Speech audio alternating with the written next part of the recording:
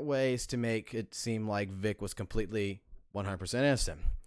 I'm not saying he's 100% guilty. I do believe my opinion has swayed. I will not lie. My opinion has swayed to understand that I do believe sexual misconduct has happened. The reason being is that the girl who wrote the original for IO9, which I will bring up right now. I gotta come here. IO9 Vic. Let's see. Does it just pop up? Yeah, right here. This story right here, when I originally looked at it, oh crap, I did not realize my chat was doing that. Go back down. Hold on, let me fix my layout. Okay, there we go. God damn it. Layout's not fixed yet. There, layout's fixed. Good. Sorry about that. When I originally looked at this story, I still do believe that it's been exaggerated. Originally, I was trying to break the story down, trying to say, well, there's a lot of different information in here that, I didn't even believe that Vic even consented to this interview, so I completely figured that this was a false interview that was completely fake. After speaking with the head mod, Mercedes, within the Rangers fan group, it has been confirmed to me that Vic did consent to this. Now, grant you, Yellow Flash on YouTube has posted up the other side of the interview that was here taken. You can take a look at his video, which I'm pretty sure a lot of you have. I mean, it has 67,000 video views. I'm pretty sure a lot of y'all can take a look at this and see the other half of it. I was on Discord earlier this today, and I was chatting with my friends on Discord for a little bit while I was taking my fucking lunch break. And I was coming down, stating that there's a couple of differences in this story that, when I got confirmation from the head mod that Vic had cheated on his wife of 12 years, they said, when it was actually 7, had consented to this interview, and that a lot of other things.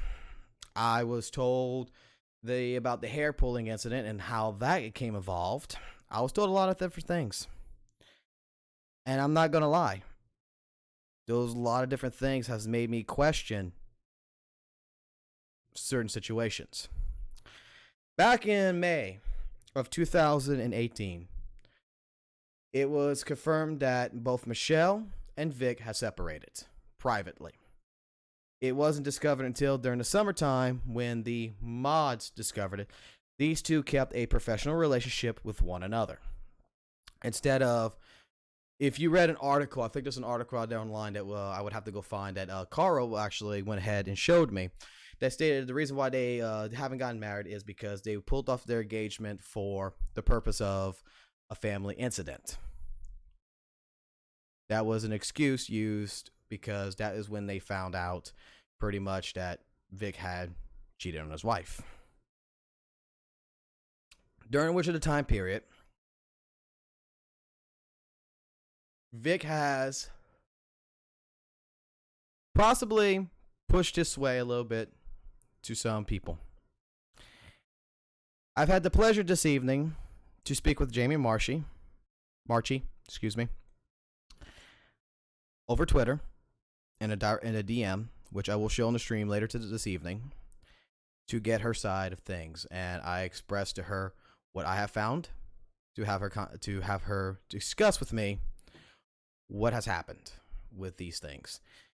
She has given me quite the pleasurable interview on Twitter, on direct messaging. I was expecting hostility, but what I actually got was a very nice conversation. Very nice. And I will show that on the live stream here later. If you don't believe that Michele does not like Vic or anything or such, there is screenshots of Michele liking the Kick Vic posts.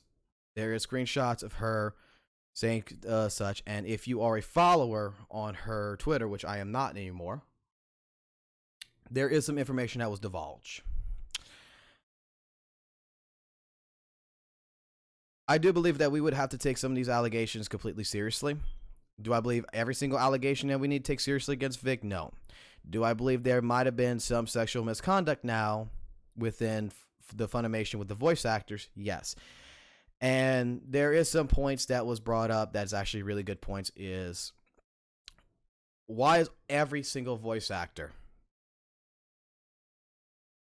not defending Vic? Like, why is not one defending Vic? Even Vic's longtime friend Todd, that he's been going to conventions with and everything, has kept silent about the situation and has removed Vic from his life. I don't believe in a lot of different things. I don't want to believe that Vic would be a bad person. I really don't. I don't want to think that Vic could, hurt women and men alike. I don't believe he is a child predator. I think that part of the interview that I saw was garbage. But I kind of can believe that in certain circumstances, after finding out that, Michele caught him cheating, left him, that there must have been some truth, if not a good bit of truth, to the IO9's interview with other people. Now, some of it I do believe, while I was looking up information of certain people in here that is named, like Michele Light, that there is some information in here that is being completely exaggerated beyond belief. I have yet to speak with Michele Light, for example, because she is on Twitter. I have sent her a direct message to see about doing an interview to try to get some facts about it. Or Viola Hehawk right here, which I cannot find. But these are two people who are fans that had bad experiences with Vic, that I'm trying to get a hold of them to get their side of the story. If you know and you've been watching this series with me doing this, you know that all I'm trying to do is get the facts. I do believe that Jamie Marchi and Monica Rail are innocent in a way. And I do believe they're guilty in attacking the fans the way they did. I will not change that sway. I do believe, though, in the same case scenario, that when you have thousands and thousands of fans, now that I saw firsthand what they were dealing with, that it would come out to where everybody is attacking them. Even though your simple message may not come off as an attack, it looks like a statement. When you got tens of thousands of people attacking you at one time, it does appear that that you would blame every single person. And I would have to agree with that. Putting myself into Jamie Marchi's shoes for a minute and looking at the situation, the innocent until proven guilty thing, I do disagree with. When she did say to slander his name, and game might be the only way fastest to the courtroom. However, she is getting what she wants, which is the courtroom. She wants her story to be heard, and she's going to get it. That's what I would take from it. Did she overdo it? Yeah. I would have to fully agree that I believe she went overboard. However, does she have the right to do that? This is America. She has the freedom to do whatever she wants.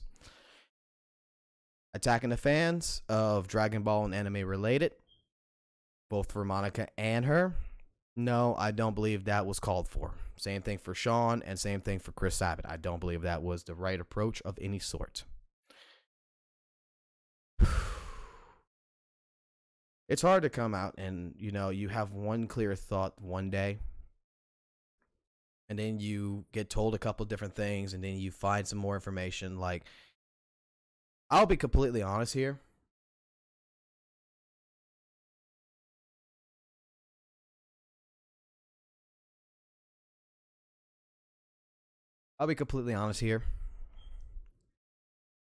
It's kind of hard to legit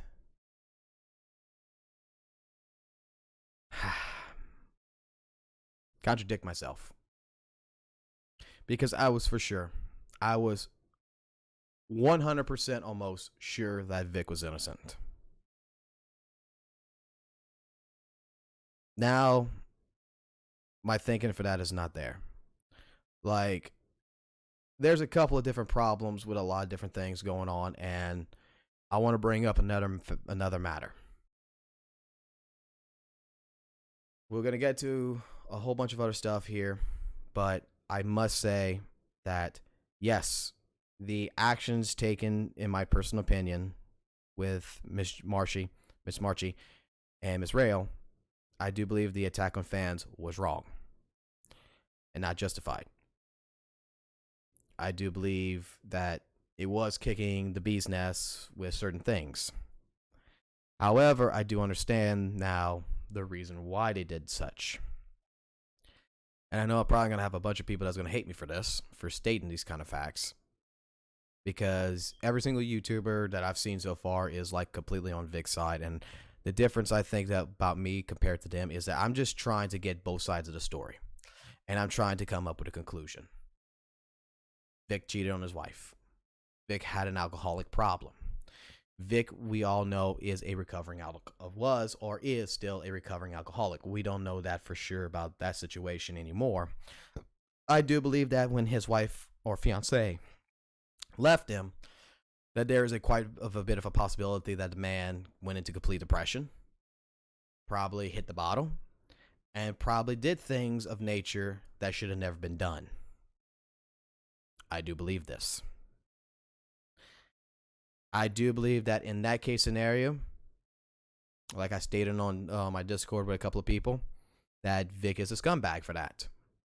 Because I understand that we're all human, and I understand there's temptation that comes around with the territory. However, this person who was your partner for 7 years, and then you even confirmed yourself, and I have confirmation from the Rangers fan club that he has admitted it to everybody, that he did cheat on his wife, and that he wrote a song to try to win her back because he was really depressed and sorry. That I do understand that temptation's there always, from fans, co-workers, everything around you. However, to cheat on someone that works with you and take it like this as, I guess you want to say, a little bit of a joke here, but someone as hot as this, are you really going to cheat on someone that is this hot? I mean, if you're going to be grabbing anybody's hair, I would be expecting you to grab this one's hair, if that's what you do. Now, I will present this as the reason why I contacted Jamie and wanted to get her side of the story. When I spoke to the head person with one of the head people at the Rangers,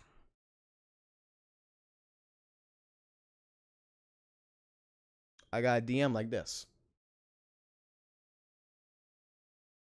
The idea, which you take this how you want to take this, but the idea of how the possible hair pulling could have came evolved was, do you know that Vic always wears ridiculous braces? The guy wears watches and braces with all crazy metal on them. He puts his arm around someone friendly style and around their shoulder. The hair gets caught in it and tugged. That I could see happening. It's happened to one of our mods. It was a super out situation. Oh crap, sorry situation. Nothing sexual at all. 12 years long time to hold a grudge about pulling hair.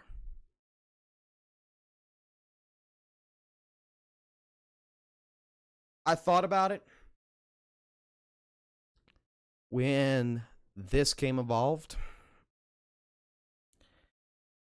is that if this comes out to be the cover story of how to cover the hair pulling incident, why wasn't this brought up beginning? Why wasn't this brought up before? I'm in a mutual situation to where I truly do feel sorry, because I do believe that there was some sexual misconduct. I am not absolutely 100% sure if it was assault, like hair tugging, or, forcefully saying sexually explicit things in the ear, stuff of this nature. I am not sure if it went that far, because that is what court will decide. That's what court will find out, But with Vic confirming that he cheated on his wife and confirming this to the Rangers in particular, confirming this in his interview, because even with the other side of the story, we mutually flirted quite a bit both times I saw her. I do not recall there being a group element to the dinner invitation. A dinner, we kissed, mutually consented. I asked her if she would like to come to my room. She said she would love to, but since we were both involved with someone else at the time, we parted ways and ended it. That was one of his situations when he did attempt to ask a woman to go to his hotel room back in 2014 with a cosplayer. That to me is considered sexual misconduct, because the woman you're with, that you pick for the rest of your life and you want to be married to, temptation shouldn't be a part of it. When Vic was confirming some situations in his own statement, and like I said, I originally thought that this entire document was completely fabricated. I thought it was completely fabricated. Even the second part where he stated what he really said. By him confirming the stuff that he's done, and Tim stating before that don't believe the false rumors and stuff like this, I can only take Vic's truth value to a certain extent now. I apologize to the people in the stream that if you dislike me for what I'm saying. I apologize to you in the stream for presenting one side of evidence and not the other side. That was my stupidity. It was my stupidity not to contact Monica. It was my stupidity not to contact Jamie in the beginning, to get both sides of the story instead of just one side. In a sense, all I did in the last couple of videos, and I even looked at it myself, is all I did was get one side of the story. I didn't bother to try to push into the other side. With allegations, I do believe that we need to look into them further with the court expectation. However, I do believe that there is a problem also with the GoFundMe fundraiser. There is a really big problem with it that I'm not sure if it was overlooked. If we read Vic's Kickstarter, Vic spent the last 2 decades building a career. He worked great with people and great friends. Over the past months, he worked a good, malicious, brutal, and destroyed a dedicated hellbent on dragging his name and reputation, right? I am not representing him legally, but I am aware of the team who will coordinate and fund to pay Vic's legal fees. The legalization is cause for high dependency. You know, Vic, you were a big supporter for years. Recently found out about the situation. It's time to fight back. This right here is the entire GoFundMe campaign to help with Vic's attorney fees. We have collected over $46,420 within 2 days from 1,678 people. Nick, the attorney who's been streaming and everything, I think that he made of oversight.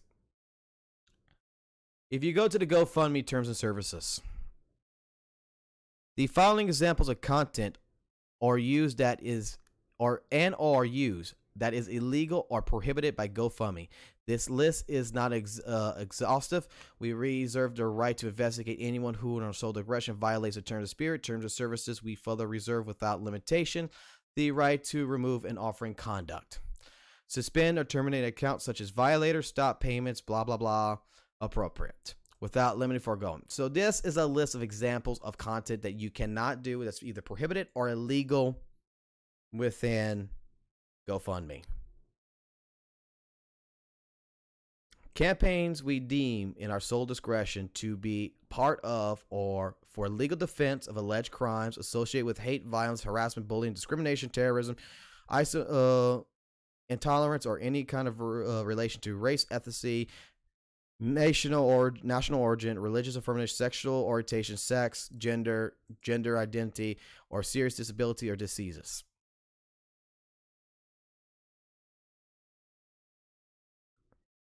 Grant you, it does not say for like sexual harassment or anything, but harassment is a broad term that they do use.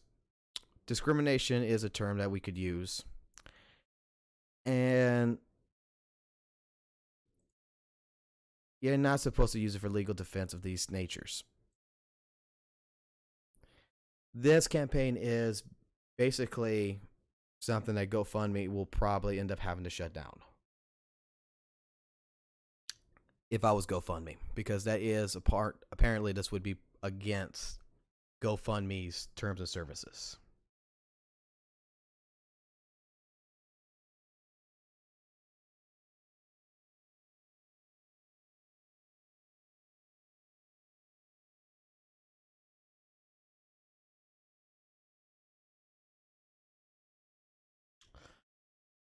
If Vic did what he did deserve to be lynched by social media. It would have been handled in court. I do agree with this statement, Parker. I do agree with this statement. Well, it's for a legal offense. You're right, Valkyrie. It's right. It's for a legal offense, but it is for allegations. I mean, that's up to GoFundMe whether to decide it. It was brought up to my attention before. I looked at it. Take it for what it's worth. Take that for what it's worth. If you believe that is such. I'm just trying to admit that I do believe I was wrong in making an assumption about who was right or who was wrong in this, when now I am 50-50, or not really 50-50. I'm more like 75% like in the ballpark figure of that Vic might have done something wrong. Do I believe that Vic should have been handled on social media like he was? No. I don't believe the way he was handled at all was. I don't believe, like I said, that what Jamie and Monica did was right. But however, I do understand now from the process of speaking with Jamie why it could be accustomed to this. Now, before I continue any further and get into the next part, which I think everybody is going to want to see, which is the Jamie Marchi interview that I did on DM.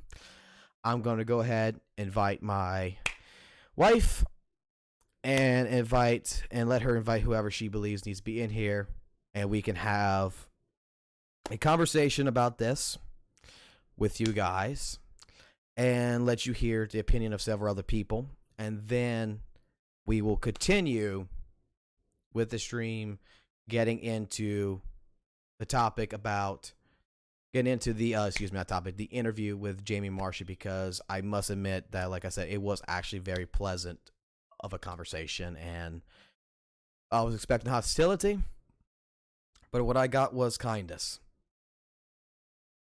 Because you know how vocal she has been against YouTubers in a lot of sense.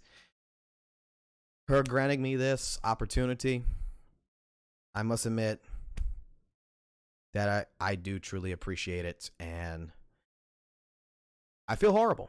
I legit do feel horrible that, you know, I only got one side of the story instead of getting both sides. And let me go ahead and invite my wife in, and then we'll continue from there.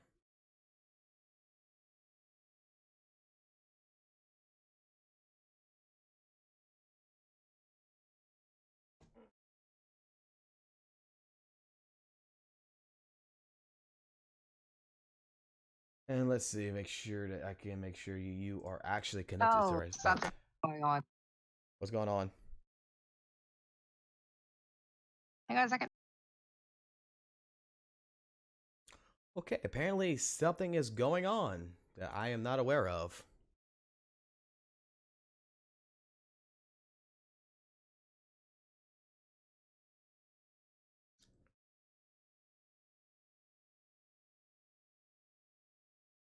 It's Marquis.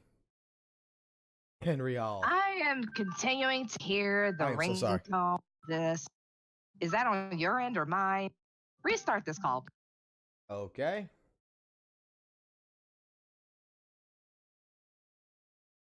All right, so we have some kind of technical difficulties going on right here. I apologize for that. Is that better? I'm having all sorts of trouble right now. I might have to start. Okay, restart then. I'll continue talking. Restart your computer. That'd be great. So, like I said, I mean, I'm actually very sorry to both Monica and Jamie, because I never got their side of the story. I was in the craze situation. Demonetized. Good job, April. Oh, gosh.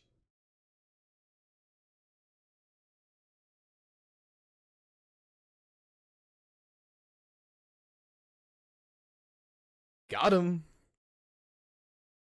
The thing is that this video, I don't want monetized at all.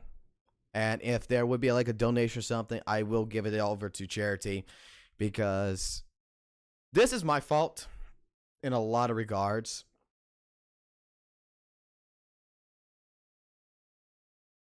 Because there's two sides to every story. And like I said, if you guys want to hate me for this, I completely understand. I led you on a wrong track.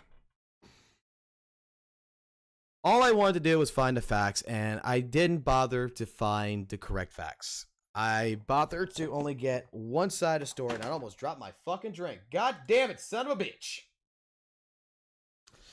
I only got one side of the story. Once I went ahead, and I even presented my information to Jamie. And I'm just making sure. Let me go back to my Twitter real quick. I want to make sure that I got this correct, because I don't want to pronounce her last name wrong. It's Marchi. It's Marchi.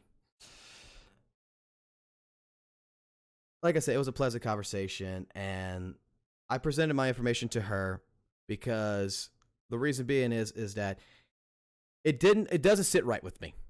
Something does not sit right with me, because here's my problem with the situation of this entire story and why my process is changing. Okay? You guys have the ability, you have the freedom of speech, you have the ability to disagree with me or agree with me. This is how we are as humans. I will take any kind of criticism. I will take whatever it takes from this. But if you're in a relationship with this woman for 7 years,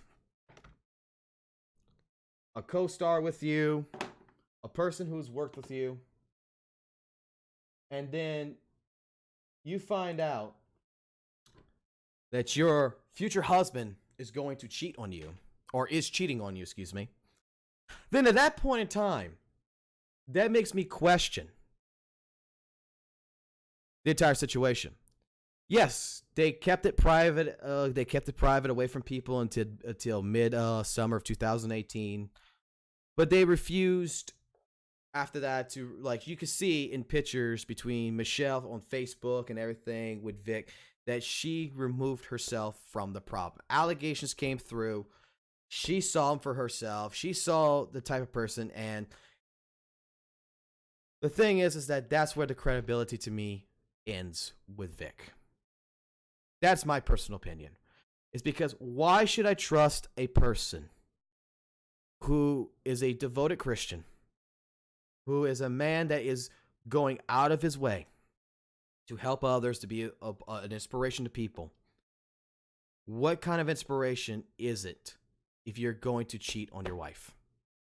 Or, excuse me, your future wife? Like, I don't believe that Michele would have any intent to try to hurt Vic in any which way, shape, form. I don't believe that she would go out of her way to spite him and everything. I think that if these allegations were completely false, that she would be the one person that would stand in defense for Vic. From her interview, which I found out this was also legit, of her making this one statement, which I'm looking for. Where the fuck is it? See, I'm flabbergasted in a sense. I'm sorry. Aren't we all? Let's see.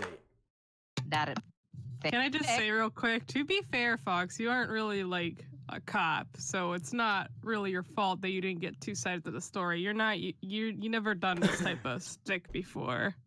No, I've not. Right. Look, I'm a channel that was dedicated to Dragon Ball FighterZ and Guilty Gear. That, you know, when this topic you just kind of got thrown into the situation, to be honest. I didn't really get thrown into it. I put myself in a situation. I'm not gonna lie. I looked at it, and the way I saw the situation is that I wanted to make 2 videos. That's all I want to make about my opinion about the situation, because every fucking YouTuber, excuse my language here on this side, if you are offended in the chat, but I'm just gonna say, because I'm a person who uses profanity fucking a lot. So if you don't like it, I'm sorry. But every fucking YouTuber at the time was giving several different pieces of information. And I just was like, what the fuck's going on here? What the fuck did Vic do? I didn't even know who the fuck Vic was, really. All I knew was that he was a Brawly voice actor and Edward Elric. And then I went further into the story, and then I got caught up in the rope of, holy shit, this a fucking man that is innocent, that is being crimed. And, you know, in one sense, okay? In one sense, it does look like this. I have to admit this. And I understand that fans who admire this man, that really admire this man, may not be able to come upon themselves to see him guilty. I don't want to see him guilty. I want to say that there might be some kind of miscommunication in this sense, but there is some kind of misconduct that he did. Sexual misconduct. And the thing is that I believe that we have to take these allegations a little bit more seriously now. Yes, do I believe that Miss Marchi and Miss Raw went ahead and out of it all, you know, went against the fans like they did and attacked them like they so? Yes, I do believe that is wrong. Basically, everyone has something to blame, and not blame, but everyone has a fault in this situation, is from what I'm getting now, is that everyone did something wrong. April, do you have Matt on Discord? If I don't, I get him on Discord. Let me add him in here. He apparently really wants to get in on here, because I will warn you. I will warn anybody watching this. This is where we're going to get into it now, is that he is going to present his side, and I will listen to it. We will all listen to it, and we will take an opinion from this. So yeah, go ahead and add him, because I don't have friended Discord for some reason. It won't allow me to add people who aren't my friends on Discord. Hello, my friend Matt. There we go, my dude. How we doing, my What's dude? up? Hopefully, after this Oh, entire dude. situation, we'll still have a friendship after all this. Oh no, this Oh, don't bother me. goodness. It don't concern us. It's just a difference in how we see things. Difference in opinions. All right. Exactly. So you have a We difference can in just opinion. agree to disagree, but we'll just hear it. Yeah. We can have a difference in opinion and still be friends. It don't mean I don't like you. Like, Hey, that's you good. like, I just want to make some sure bad because when originally I was on Vic's side, I guess you want to say, or when people thought I was yeah, like, what's his face? Didn't like yeah, you, but- he didn't like me. He completely removed me out of his fucking life because he's like, oh, you are a person who condones sexual violence and shit. And, Parker, thank you for all of your opinion. We appreciate everything that you did in our stream, all the questions. If you want to stick around, stick around. But if not, you have a good one. Go ahead. All right. So I'm going to say is I understand why you're emotionally charged about him cheating on his wife. I get that. Because I mean you have a wife and you think that's the most fucking terrible thing somebody could do. But you have to look at it from a completely legal standpoint. Is anything they actually accused him of like legally chargeable? Like is it assault? Is it fucking rape? Is it harassment? Is it worth ruining his life over? That's how I'm looking at it. That's why I'm like, am I saying he's innocent? No. Am I saying he's a good person? No. My viewpoint on that has completely changed. But am I saying does he deserve everything that's happened to him? Fuck no. Hell no. no, I mean, I don't believe that everything that's happened to him in regards to hate and oh, shit, that's me with the mic. Sorry about that. Regards to a lot of stuff that he possibly deserves. I mean, the thing is like I said, I brought up an interesting theory or an interesting problem that, you know, if these sexual allegations, this misconduct is real, and depending on the time frame of everything, and especially if some of this did happen last year, if you know, I saw the videos, I saw interviews with Vic stating that he was a recovering alcoholic. Yeah. Yeah. And I showed you that. it's an interesting statement that I brought up in the Discord earlier today after the Michele situation is, what if, you know, this man who's completely brokenhearted, his fiance left him, turned to the bottle. Mm-hmm. You're not yourself when you turn to the bottle, and things can actually happen. And I mean, I know there's been sexual allegations for him for fucking years. That was just, you know, from Tumblr. That's just from fans saying, oh, he hugged me and he kissed me on the cheek and stuff like this. And that was only by the fans and only by pages and stuff like this. I don't consider that at all assault. I cannot consider that assault. I consider that, you know, you were in the public eye. If you didn't like it, either A, you shouldn't have been there, or B, you should have said something out loud while at a convention, not stand like a board. Now, I do understand that you have victims like Heathnoff would bring up. I do understand you would have victims, you know, that gets traumatized, that, you know, you can't tell if someone was like sexually misconducted or sexually assaulted when they were younger. And, you know, when that shit happens, they freeze the fuck up and stuff. I understand that. Like with Heathnoff, I understand that. But in the same situation, I do believe that, you know, from a lot of people who said stuff, like I said, even in this article, I do believe this article was fluffed up a little bit, because there's a part in here which I cannot believe is Vic telling a 14-year-old boy named Dave, which is not even his real name, hey, you got a boyfriend? Like I'm sorry, that I can't see. This man has proven that he likes women. Okay. Hey, Fox, you got a boyfriend? Oh, shut the fuck up. Hey, bro, This is a tumbleweave of emotions right now. It's a tumbleweave of emotions. Mm-hmm. But what I'm trying to get in this is that I don't want people to assume, like, I know that we have Spartan and everything, Craig and everything, that, you know, he believes 100% that Vic is innocent. He's not. He's Like, not. He's not 100% No. fucking innocent. Now, grant you, Funimation, if you take this article for face value, and you do agree with it, there is a part in here that Funimation did apparently do an investigation back in the summer of 2018 when Dragon Ball Brawly was being dubbed. That they did make an investigation against sexual allegations against Vic and found it inconclusive. So that's why he was left on the project. Otherwise, if they would have found something, apparently they would have kicked him off. Mm-hmm.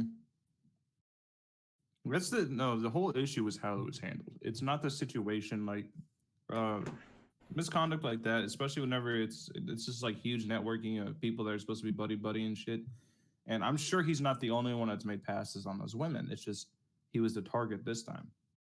Like Yeah. I promise I understand, you, Kid Rock. I understand him cheating should be considered in a different category than the sexual assault. I do agree to this. Yeah, him cheating is just a testament to his character. But I'm not the type of person that would want to. If he was drunk when it happened or anything, which I really hope he was, then I'm not the type of person that's going to try to go after somebody. I mean, he's admitted even in his own little interview, if I'm not mistaken, and I read. I mean, you've read it more than I probably did because I was working today. But I think he even did say that there was a bottle of wine here and there that you know. Was... That's what I'm getting at. Is if he was a alcoholic and got stupid drunk and then cheated on his wife and then all that caused a falling out, that's a completely different story than he blatantly cheated on his wife. The only thing that gets to me about the entire storyline of this entire situation, and I will put it this way to you, is the fact that I talked with one of the mods that's been there for like 10 years that's in his fan group. We've had a good conversation for the last, I guess, 24 to 48 hours now, discussing their side of things and what Vic has said and what's going on that end, because they pretty much closed the group off completely as a whole to prevent, you know, people coming in there and disrupting the entire fan group. And I understand what they're doing. Yeah, I get why they're doing that. The thing is that there was one thing that was brought up, and I guess it was considered more of a possibility.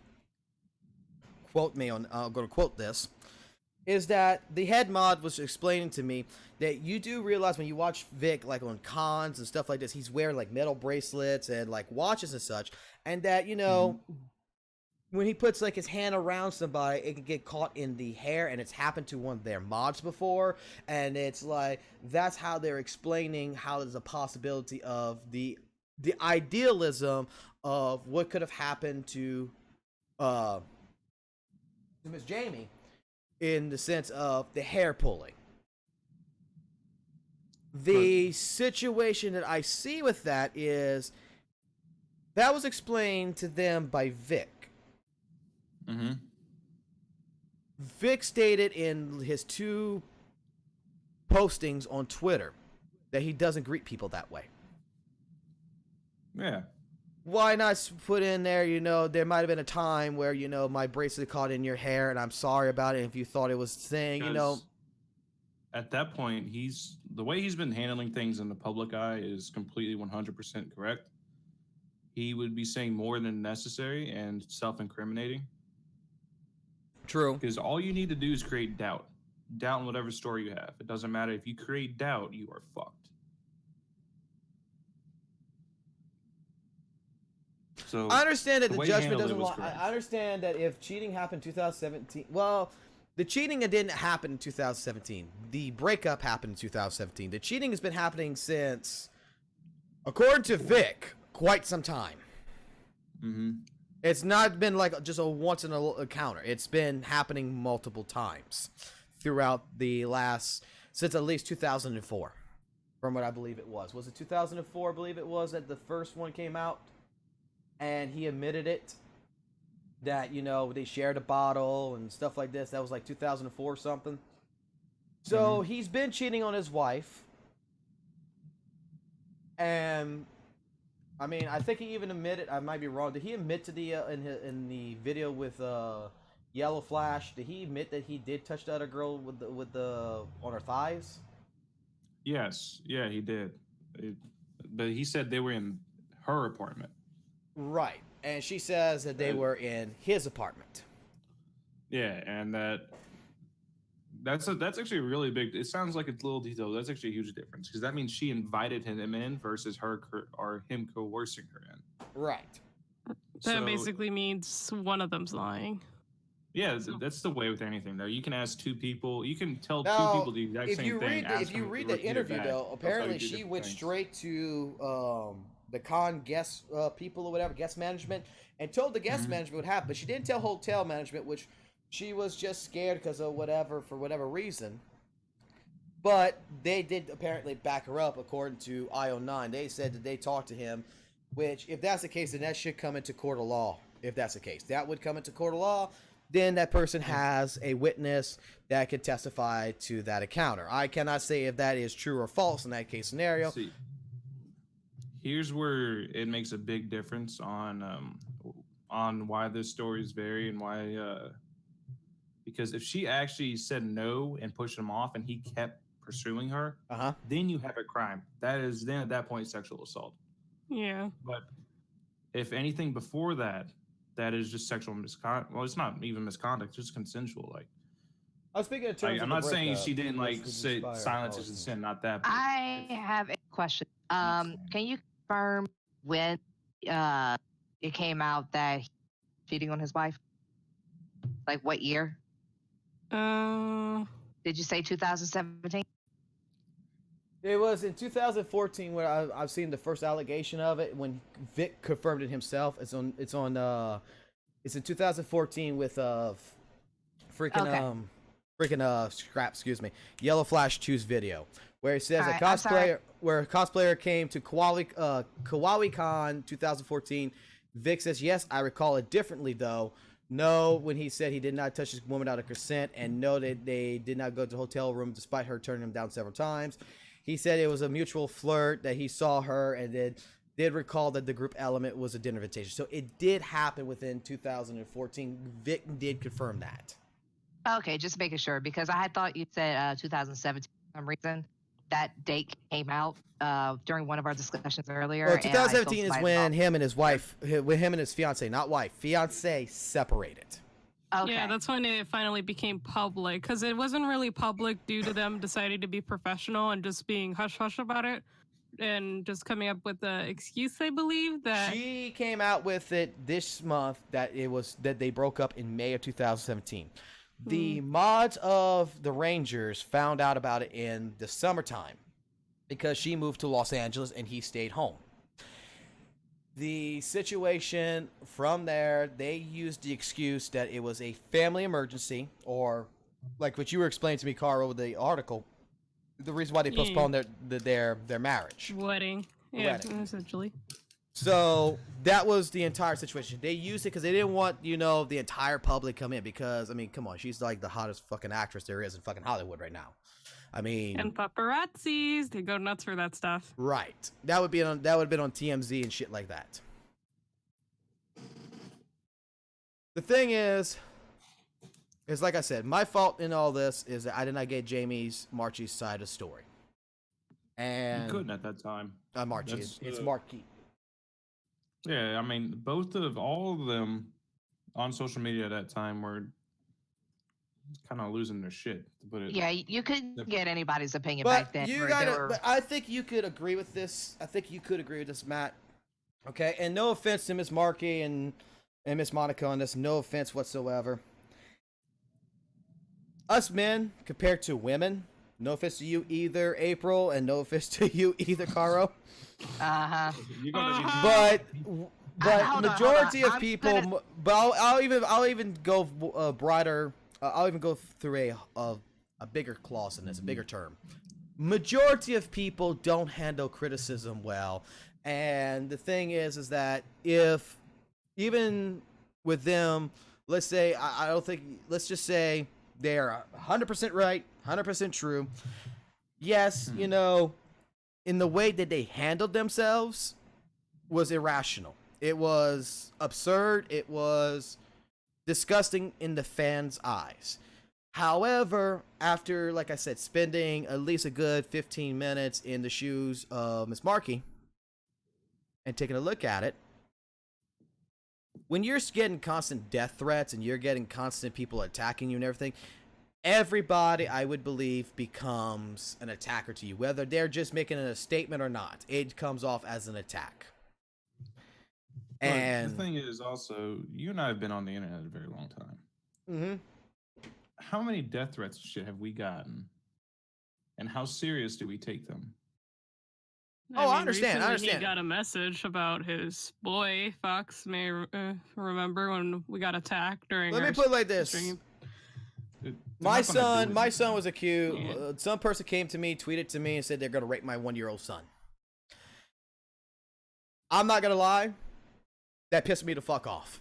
That legitimately pissed me the fuck off immediately after. So that's why I posted in Discord to show it to April and everything. That it pissed me the fuck off. However, And then you let him win. However, I didn't respond. I Oh, okay. let it go That's good. and let it be. I mean, I didn't say nothing on the live stream. I didn't go anything. I mean, it just pissed me off. I understand that most likely that's a third party that doesn't give a shit about whether Vic's innocent or guilty. That was just a person that was just fucking doing that shit just to have a laugh.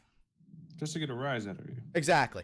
And I'm pretty sure that a majority of people that's attacking both Vic, Jamie, Monica, Chris, and Sean are all people that are trolls in that sense that doesn't give a shit about the cause either which way. They don't care. No. They're doxing. It's They're doing dumb. all this because they want to start chaos. They want to start The doxing's fucked up. I the don't agree doxing's with really that, fucked no up. matter- That is very, Yeah, I very don't fucked agree up. with that at all. Like, look, I still don't But- agree with fucking Sean Shem. I really still don't fucking agree. I No, think he's a fucking idiot. I think he's still a fucking asshole for what he's fucking done to fans So and stuff like stupid, this. dude.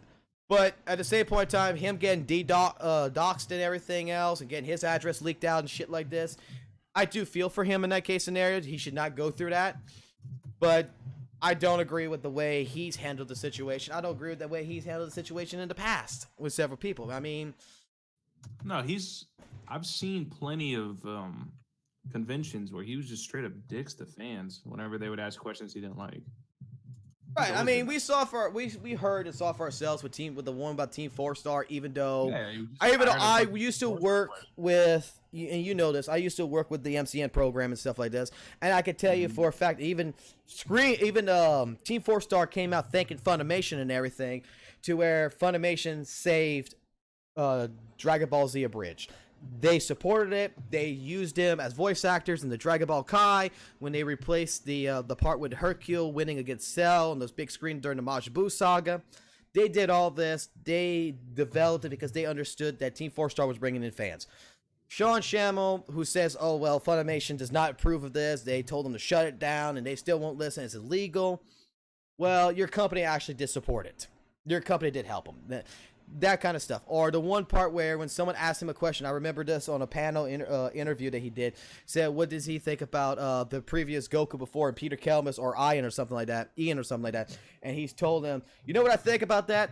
Fuck you, you quit the job, I'm Goku, that's how it is. I'm the real Goku. And that's how he answered it, and I thought that was a dick to the previous voice actor because, for example, when I was a Dragon Ball Z fan, and the original Dragon Ball Z fan filming I saw was Ocean Dub. I saw Peter Kelmis. I heard Peter Kelmis. And the day that it switched on the episode, and when they got the new series, and it switched on the Frieza saga to where Goku became Super Saiyan, it was Sean Shamel. And I was like, what the fuck? That's not Goku. That's not Gohan. That's not Krillin. That's... I got to that point to where I was confused as fuck as a kid. I mean, let's be honest. Some of us like Peter Kelmis. But getting back into the topic with this, I mean, I respect Miss Marchi. She, like I said, it was incredible to speak to her for a little bit, to get her points on everything. And like I said, I thought it was going to be a hostile environment, you know. If you actually talk to the person, it's not really a hostile environment. And she even originally tried to refuse to talk to me, saying that she doesn't like the YouTuber situation because people are just making money and everything off of this stuff and not presenting the facts. And I was like, well, look, you know, I'm a small YouTuber. I don't make many video views. You know, I'm not even a fucking channel like fucking Keemstar. I'm not no fucking drama alert bullshit here. I'm a fucking channel that likes to play fighting games. That just got caught up in this, that likes that the best way I saw it in this situation, for me personally, this is curiosity that might kill the cat.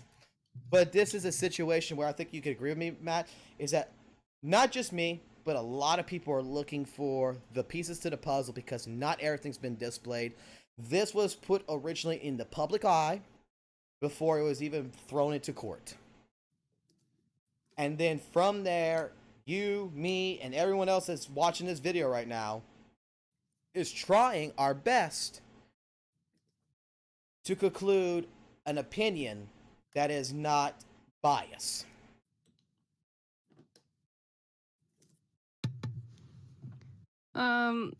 Just a comment that I noticed. Yeah, we still have no pure evidence, but now we have a fair idea of what's going on, if that makes any sense. Like, we have a fair idea that, okay, Vic's not Things did 100% innocent, but he's also not really, so to speak, a criminal.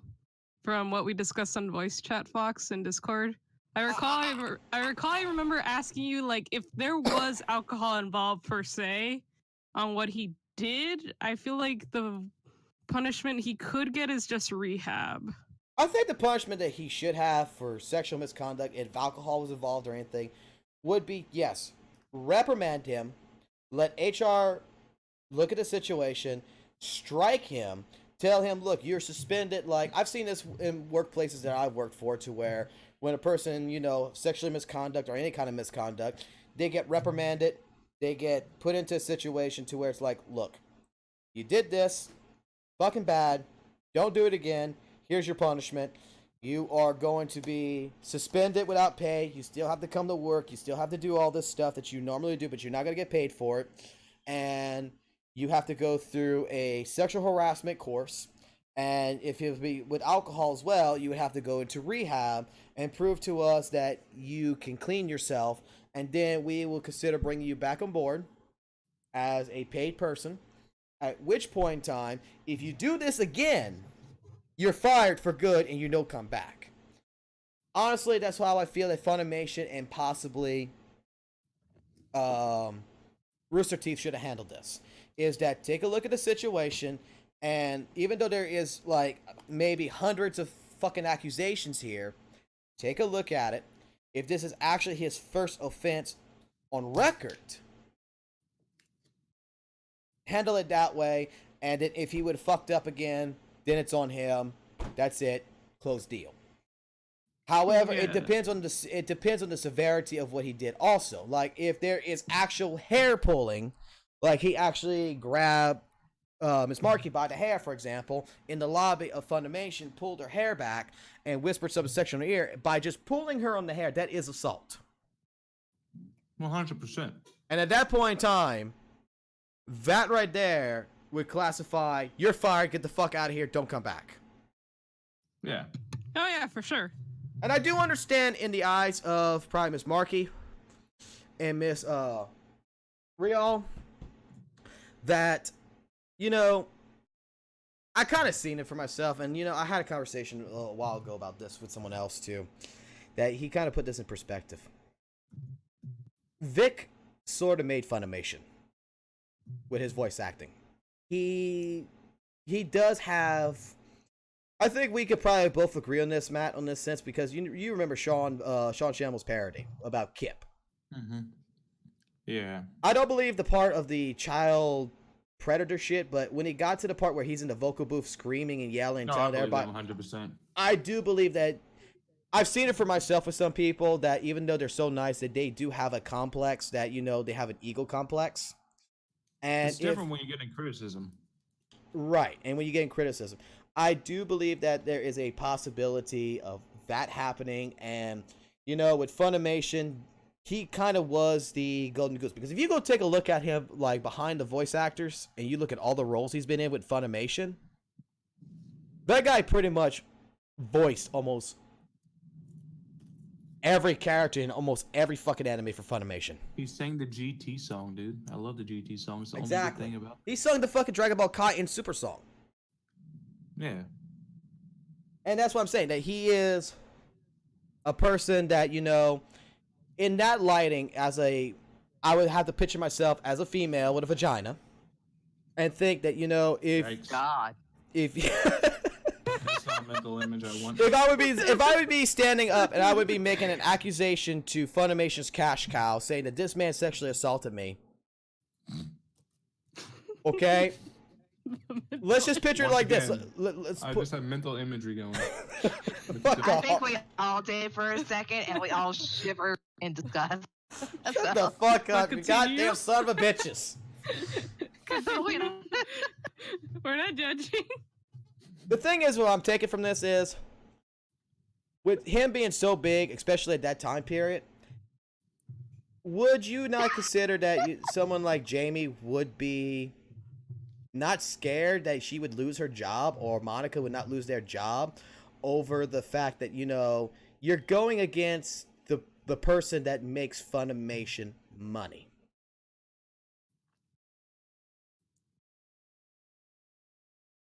Do I think they would be scared of losing their job? It depends on the gravity of the situation. Because, I mean, no matter what, you have to be able to stand up for yourself. But Well, said maybe it's just different in wills. let's be honest. We just started really in the last 3 years to 4 years now getting into the social justice warrior and feminist Nazi crap that's going on nowadays. Yeah, it's fucking. I hate that. It wasn't like that back in mid 2000s. It wasn't back like that in the 90s. And during that time period, if a woman were to go up to an executive and say, "This man sexually assaulted me," and the executive would look at her and look at the money that the other one's presenting, 9 out of 10 times back in those days, companies would say, "You're gone, fuck off, bye." Because I'm not gonna let you lose. I'm not gonna lose money because of you. That's the thing, is they make themselves. It depends on the gravity of the situation, how they go about it.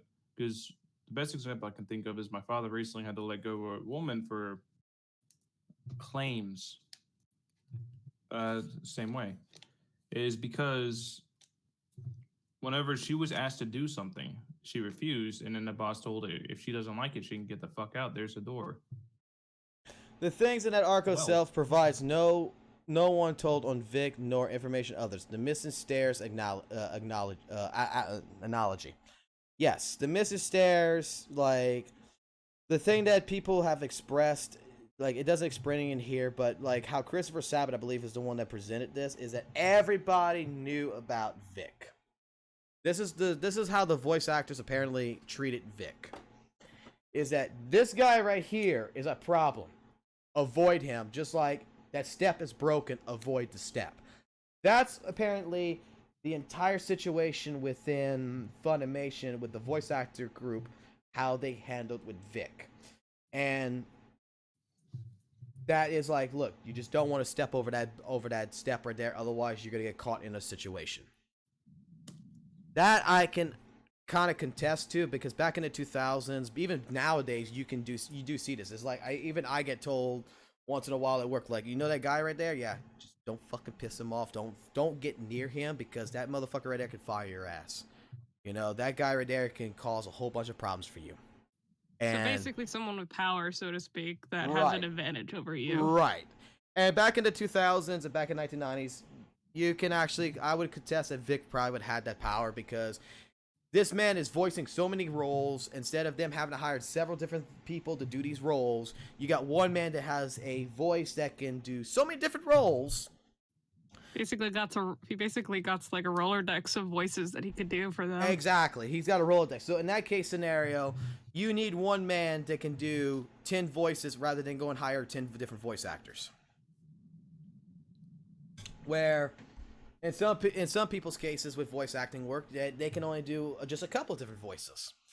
So I can proceed that that's where, like, Vic, in a sense. Now, do I believe, like, Mars Girl going ahead and attacking his credibility from his resume and all this? You got to realize that there is a lot of shit like that. That is, you got to throw that out of the way. That is just assumptions. Same thing, like, okay, Perfections on YouTube. I will call the YouTuber out myself on this. There's a guy on YouTube called Perfection. He is drilling as hard as he fucking can on anything and everything. Like, the guy made a video yesterday stating that Christopher Sabat needs to be fired as Vegeta because he said to a fan to go kill himself. That shit was fucking stupid. But that was done in 2015. But he's making it seem like it was done yesterday. It's stupid as shit to do shit like that. It's like, present the facts, present what you got, and don't fucking make up shit. Don't fucking try to dig deeper into the barrel, because that was in 2005. That's in the fucking past. That situation has no reflect in the Vic situation. That has nothing to do. Christopher Sabat right now has nothing to fucking do except his present comments in February when he was defending Monica and everything. Which honestly, I think he probably did was the right thing in a sense, but handled it wrong as well. The voice actors that was being attacked by fans, I do understand. Again, I repeat, I do understand. Like, I understand, like how you said, we've been on the internet for a long time, you and me, Matt. And someone sends us a death threat, we just like, fuck that shit. But when you get thousands of people like that, and I have to admit, in a sense, you and I might have gotten that like once, twice, maybe a couple of times, depending on the situation. There's crazy fucking fans out there. There's crazy people out there that, in the eyes of people like Miss Marchi and Miss Rial, there is people that is probably really devoted either to Vic in some situation that would, you know, go drive to their house and do something incredibly harmful. I mean, we hear stories about YouTuber fans going crazy and stalking their favorite YouTubers Exactly. and whatnot. Exactly. What makes us stop from thinking of big If stars? I'm not mistaken, there was a story back a long time ago that I don't remember the YouTuber or anything, but there was a story like some YouTuber was like on the street and got recognized by some guy, and the guy hated him and killed him right there.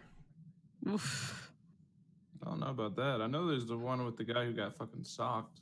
The quartering guy. Mm-hmm. I know there was one about that got swatted actually during stream. And I know there's a swatter that got killed for that kind of deal too, because the cops went in there, shot the place up and stuff like this, and killed him. What it is, he came out with like the controller or something in his hand, and then threw his hands up, and they thought it was a gun, and they popped them. So, to be in a position like a voice actor, like Jamie or Monica, with death threats and threats incoming, I honestly do believe, even though it is the opinion of Twitter and a social media platform, that if you got harassed really, really hard, because let's be honest here, let me put it like this to you, and you know, maybe Sonny Strait is correct about this kind of thing. You admire somebody like Vic really, really hard, and you don't want to believe that he's guilty. You don't want to believe. You admire this person. This is your hero. This is your longtime hero, and you cannot accept the fact. Would you not be a type of person that would be condemning and doing everything you can to hurt those that are hurting the person that you love? I'm not gonna lie, but I was kind of like that at first, because the main reason I even took up any sort of defense for Vic, because I'm still indifferent right now, even though I think he's guilty. I still feel really indifferent about it, but the main thing was how they conducted themselves and the amount of evidence that they had that was proven to be false and fabricated, and also there's just so many holes in their story that I'm telling you, whenever Vic sues him, his lawyer's gonna have a field day. Those people are so fucked because of how they handled this. It should have been handled privately. Yeah. I was gonna say, like, the way they handled it, it sort of just riled up the major fans that really want to prove that Vic is 100% innocent in this whole, like, oh, I stand with Vic, and then, you know, there's just so honestly, many I holes think and- he's guilty. yeah. I think he's guilty of something. Yeah, 100%. He did For sure. something. He did do something, and he did something wrong. horrible. He had to There's have done the something truth. very horrible. Mhm. Because I don't believe that Funimation would have No, just I don't fired him. think- Not in this day and age. It Mhm. wouldn't have been horrible. Not in this day and age. Well, not really in this day and age, but I do believe that, you know, there's a possibility of a lot of different things, and the hair tugging situation on the back of the roots. I don't know if you looked into who all was part of the Funimation investigation, but people like Mars Girl were a part of it, and she had literally 0 things happen to her. None. But she's the one that started all of this. But she was a Right. part of the Funimation investigation. So the Funimation investigation is kind of skewed in a sense, and that's where the lawyers are going to get them for wrongful termination, because Mhm. Mars Girl 100% has shown that she was slandering and she had a conspiracy. She had an agenda.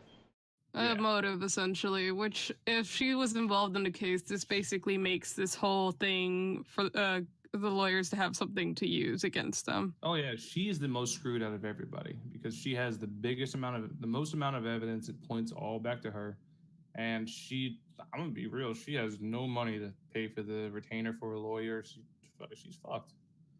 She's gonna lose her ass. Well, on let me this. get into this now, because I think that this would be the most appropriate time, because I did explain to Jamie Marchi about what I found and why I was questioning it. Because the only reason why I'm questioning a lot of this is because when you got a lot of fans, not fans, but you got a fan base, and you have a person that's kind of like trying to explain the hair pulling analogy, it's like, what is the point of trying to explain this? Like at that point in time, before it was explained to me, I didn't believe it. I did not believe hair pulling was anything until now. It's trying to be how Vic was trying to point it out or whatever, that the hair pulling could have happened, but it was not. It was not like a situation like, why cover that base? I mean, I understand that it's a possibility. Don't get me wrong. I mean, maybe you're 100% right, but it seems a little too far-fetched. When I explained that to you guys in the Discord, that's what got to me when I was in voice chat. And I was driving and I was doing all this, and I went to the little convention I had to go to, and I came back home. I was thinking about this the entire time, and I'm just like, this doesn't add up. This doesn't add up. This doesn't add up in my head. Why would they have made that statement? Why that statement would have been made? Because I asked about it. What was the thoughts of that? And that's what was kind of brought up. Is like, oh, it could have been because, he wears these metal braces and watches and caught in the hair. And I could see that possibly happening.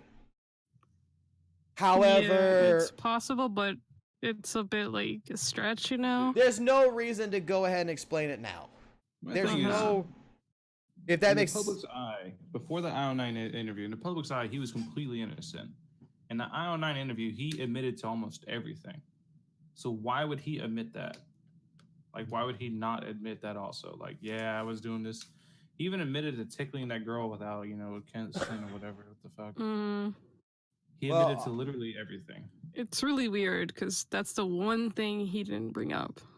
Yeah, it's the one thing he flat out denied, saying, I do not greet people that way. Well, so I asked Jamie. I will go ahead and read this out to y'all guys, and then y'all can give me your opinion about everything at the end of this. Okay. I did read to Jamie. I asked her a couple of questions, which was, I'm only here to try to get the facts. I know Vic has a long accusations of hug, kisses on the cheek, and I do know that Funimation fired Vic for the accusations of the voice actors. With Vic admitting beforehand problems of drinking and recovering alcoholic, losing his fiancée of 7 years due to the temptation of cheating on her. Now with the issue of wearing these metal braces or bracelets that accidentally quote unquote ow situation, I'm trying to figure out a few things. Did your incident happen after Vic's fiance left him? The reason I ask is I'm wondering if depression and drinking still not an excuse. Like, I still won't consider it an excuse. Like, drinking, if you know you're an alcoholic, you shouldn't drink, and if you did that even with depression, you're still accountable for your actions no matter what. I do wholly believe that. I believe this could be a factor. From your previous response, I would assume that no bracelet was even in your hair. Had Vic even apologized to anything for you, especially now? Did he even try to harm you in any way other than the incident? I understand that you were scared to come forth due to how big his name was at Funimation, but did you ever confide into anyone else? How do you feel about having a GoFundMe open to the lawsuit against everyone for slander? And lastly, if Vic ever truly admitted his wrongdoing, would you ever consider to help him rebuild his career? Or has his actions gone too far? That was basically my questions.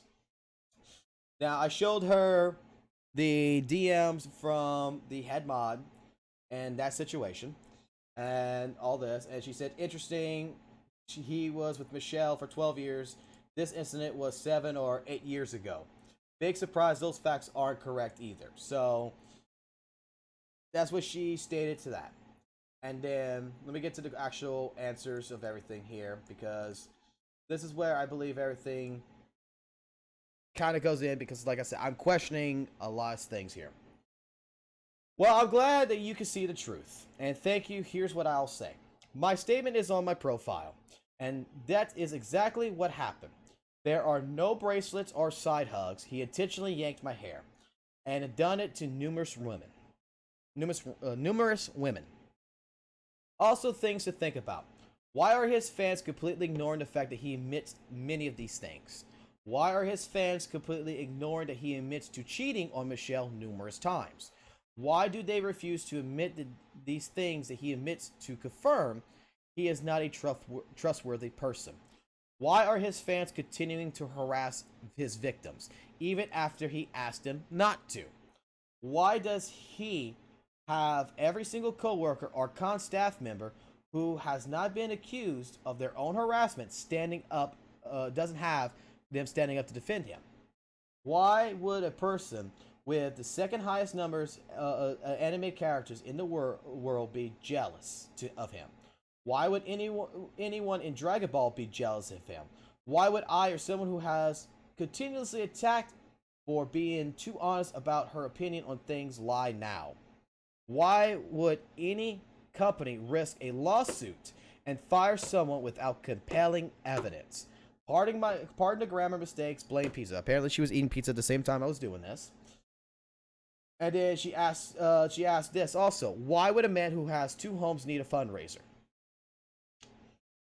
And I hope so. If anything, the attacks need to stop. He is not going to get his job back. So at this point, retaliation makes his fans look like horrible people.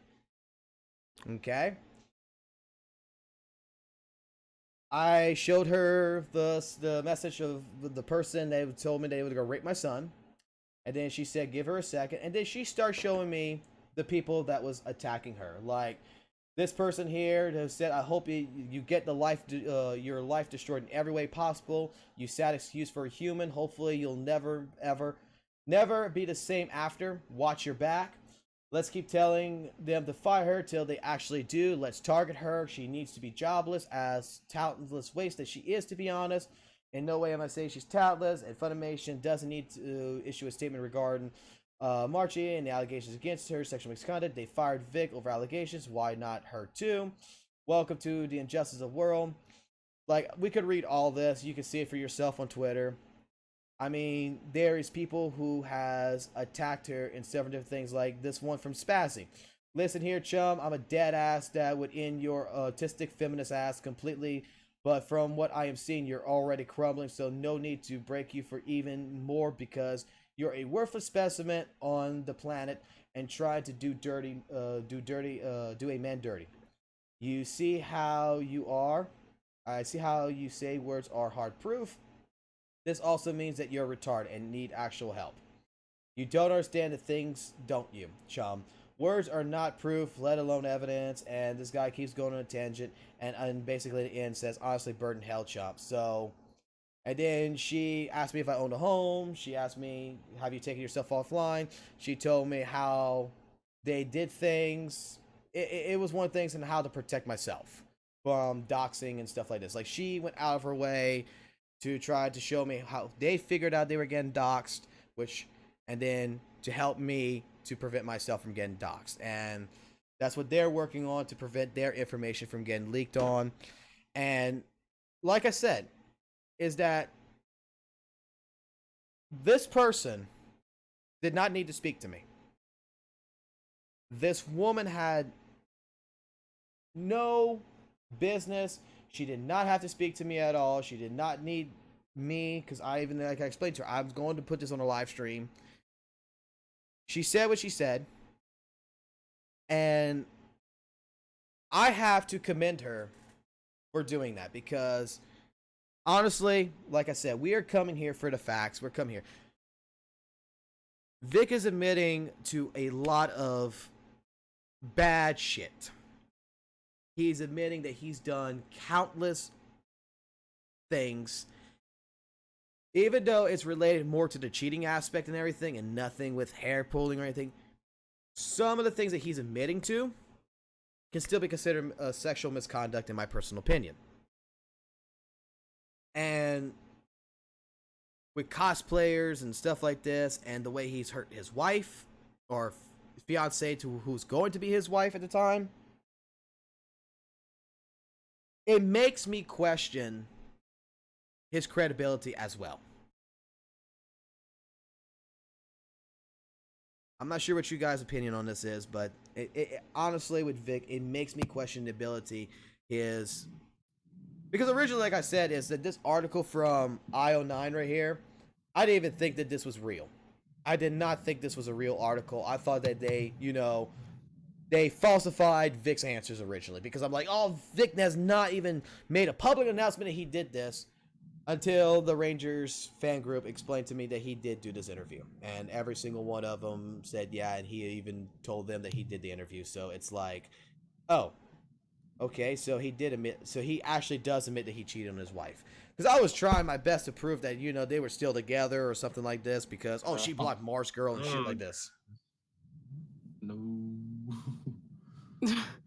Do you want to chime in before I do? Because I was about to say something.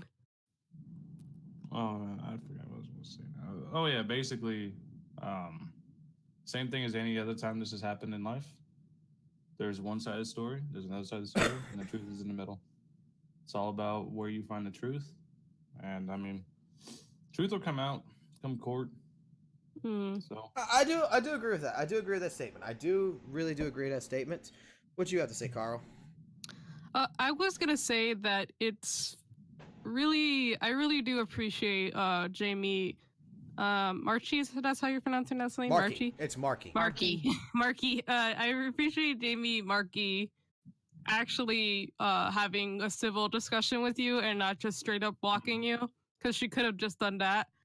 And I feel like it's refreshing for her to tell us her side of things, because we've been honestly so one-sided of the whole thing. Like, we haven't heard anyone else besides Vic, or basically, we haven't even heard from Vic. We just formed our own opinions. Yeah, we just formed our opinions around things that we were witnessing, so to speak, that were happening.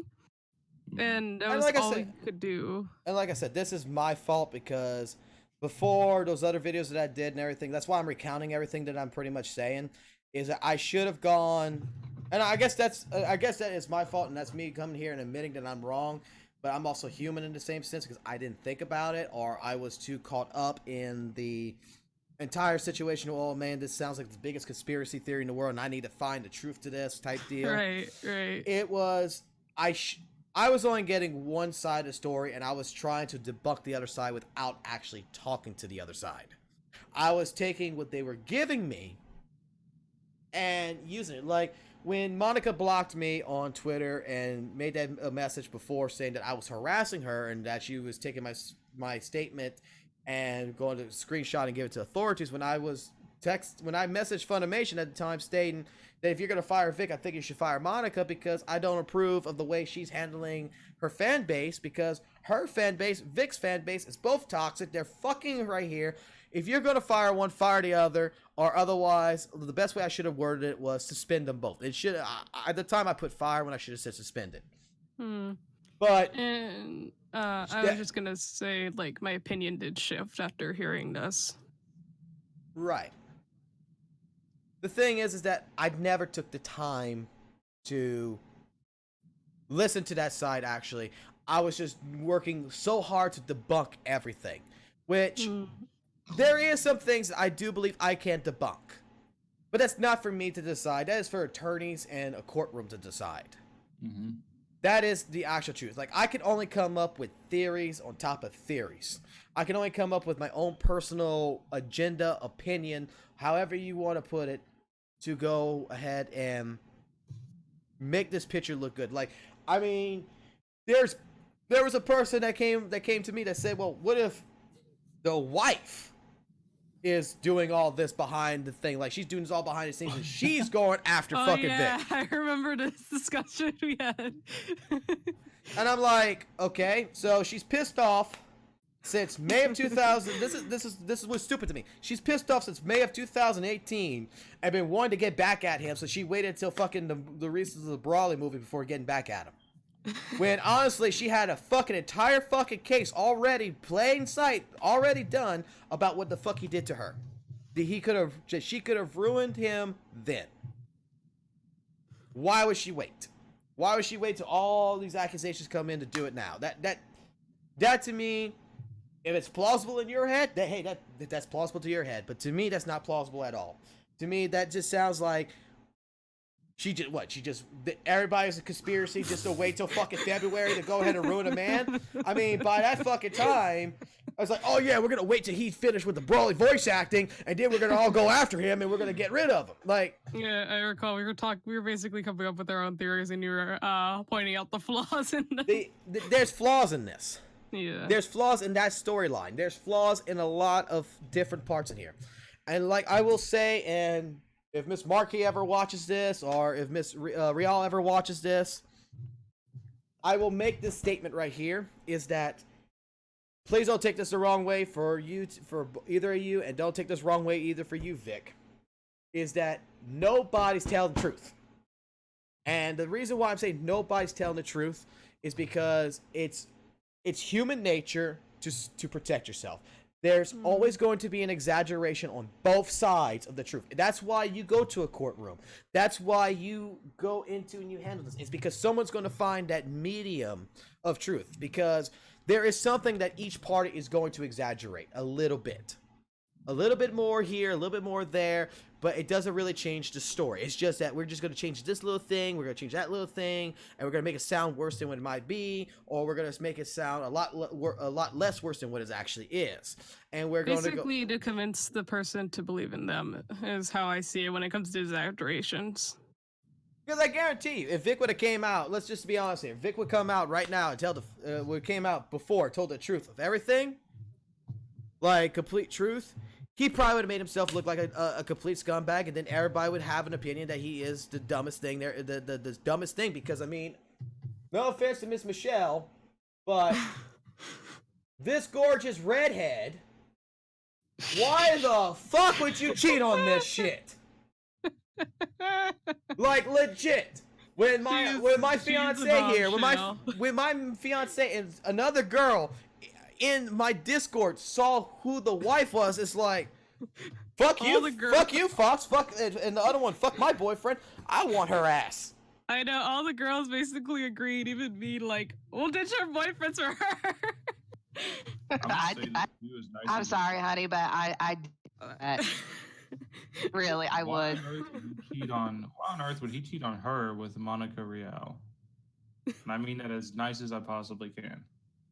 Well, the thing is that, you know, this was brought up to me because this is a story that ended up happening before, because this actually did happen. This actually did happen already, in a sense, but this was not like an anime or anything. This was with Tiger Woods and his daddy. Fucking Tiger Woods. Look at his fucking wife.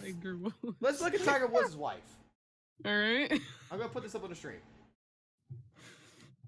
I'm watching. All right. I remember the Tiger Woods story now. What happened? Did he like cigar ash her ass or something like that? Yeah, but he was cheating on her with other women. Yeah, it's some crazy sex story, dude. Yeah, it was this crazy shit. Like, and the women that came out that said that he was, you know, he was screwing them, was a complete downgrade to his fucking wife. Oh my god. Like, because he was a man of power. He's like, I can have any woman I fucking want. Yeah, but why would you? But if you take a look at if you take a look at him, take a look at his wife. Why the fuck would Tiger Woods fucking cheat on this blonde, on his fucking wife? Why? Why would he cheat on that cutie? The same question comes down to me is, why would Vic cheat on his wife? And he did. He admits it, he did. So, you know, it's not far from it to me to believe that, you know, maybe there is a good possibility that Monica's stories actually got a lot of truth in it when it comes down to the point that this man was at her hotel room, grabbed her, put his tongue in her mouth, Frenched her, because he was trying to dominate her and be like, you know what, you want me. There could be a serious truth to that. No, there could be, and here's the thing too about there's a reason why people prefer to take this taken care of at court, because usually at court, and I don't know, I watch a lot of cop shows. Okay, they always start off with, do you tell the truth and nothing but the truth, swear, and yada yada, you know. I'm gonna read this out loud.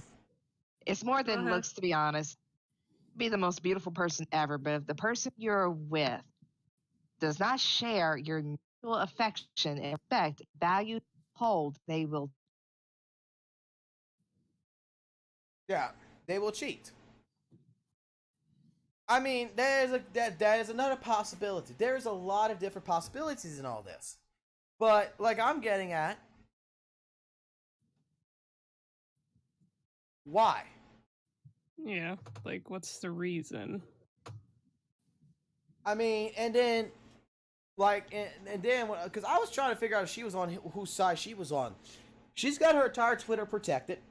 Luckily for us, there is people out there that is on her Twitter that is, you know, screen capturing certain stuff. But the one thing that got to me in the screen captures, and even like I can't show this because I did speak to her a little bit on Facebook, but I can't show that because I promised I wasn't going to do that, so I'm not going to do that. But the thing is, she agrees that Vic should be kicked because allegations came after the allegations became more real from the months and days and months after their breakup, because she could not forgive him for cheating on him, and he tried to win her back. From what I heard from the Rangers, that he wrote a song dedicated to her, and the song that he wrote that I'm going to go ahead and select here. Like, I mean, the plot thickens in a lot of different ways, but like I said, I have to Right. I have to be on the side that, you know, there's more to the story than Vic is innocent. There's got to be more to the story because I asked about Michele. The mods did not find out about it until in August.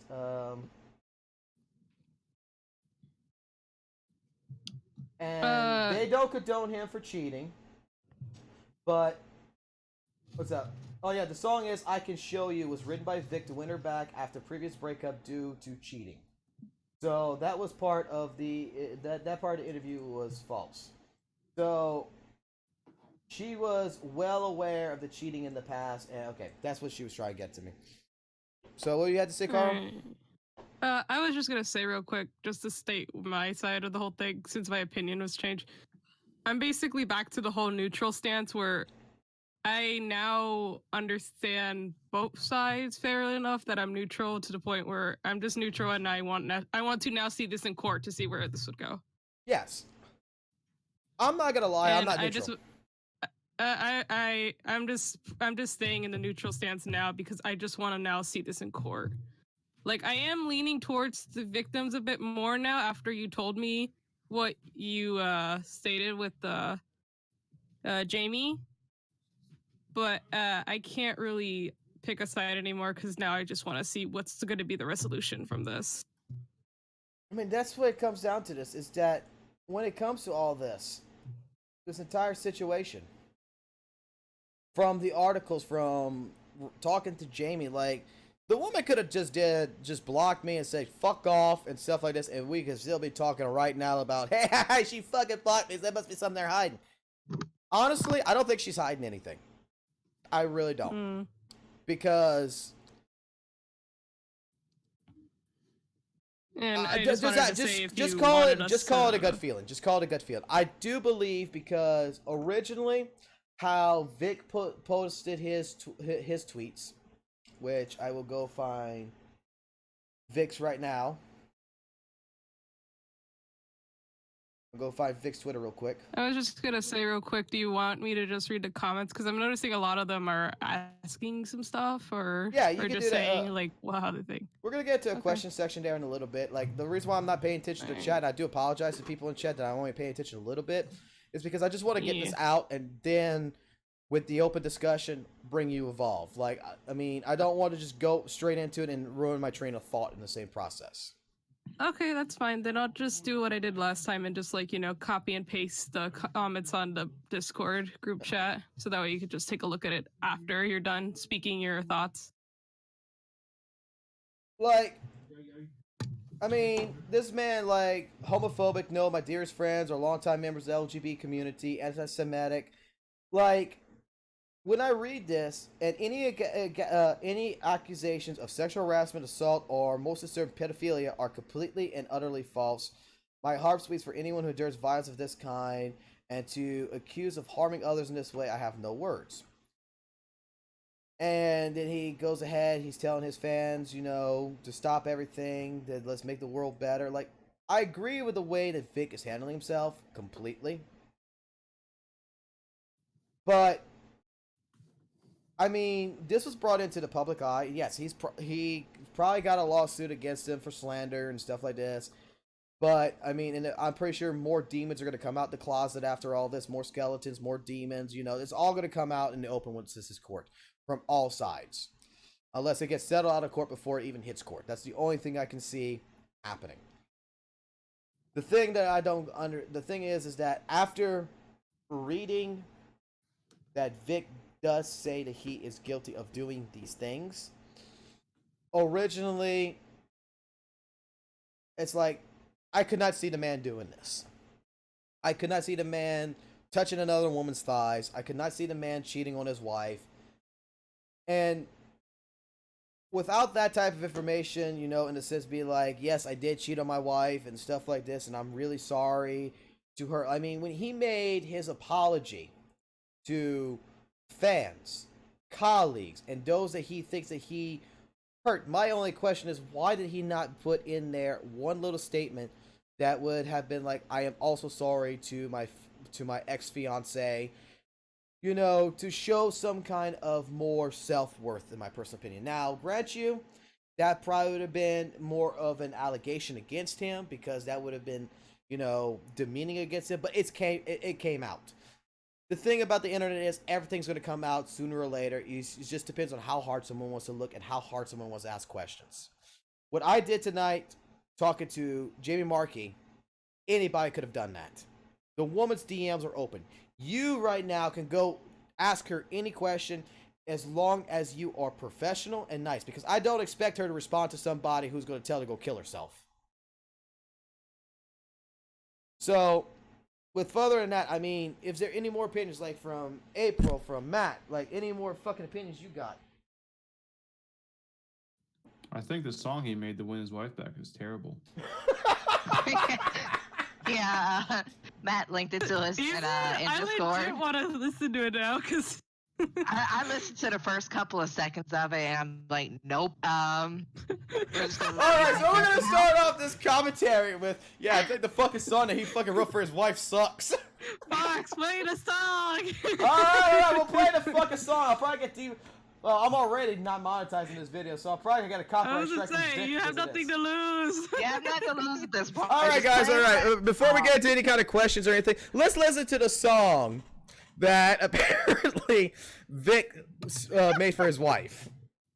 It screams 80s, dude.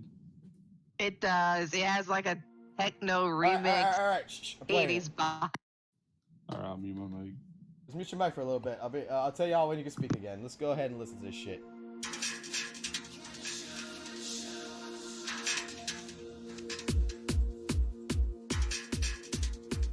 The fuck is this already?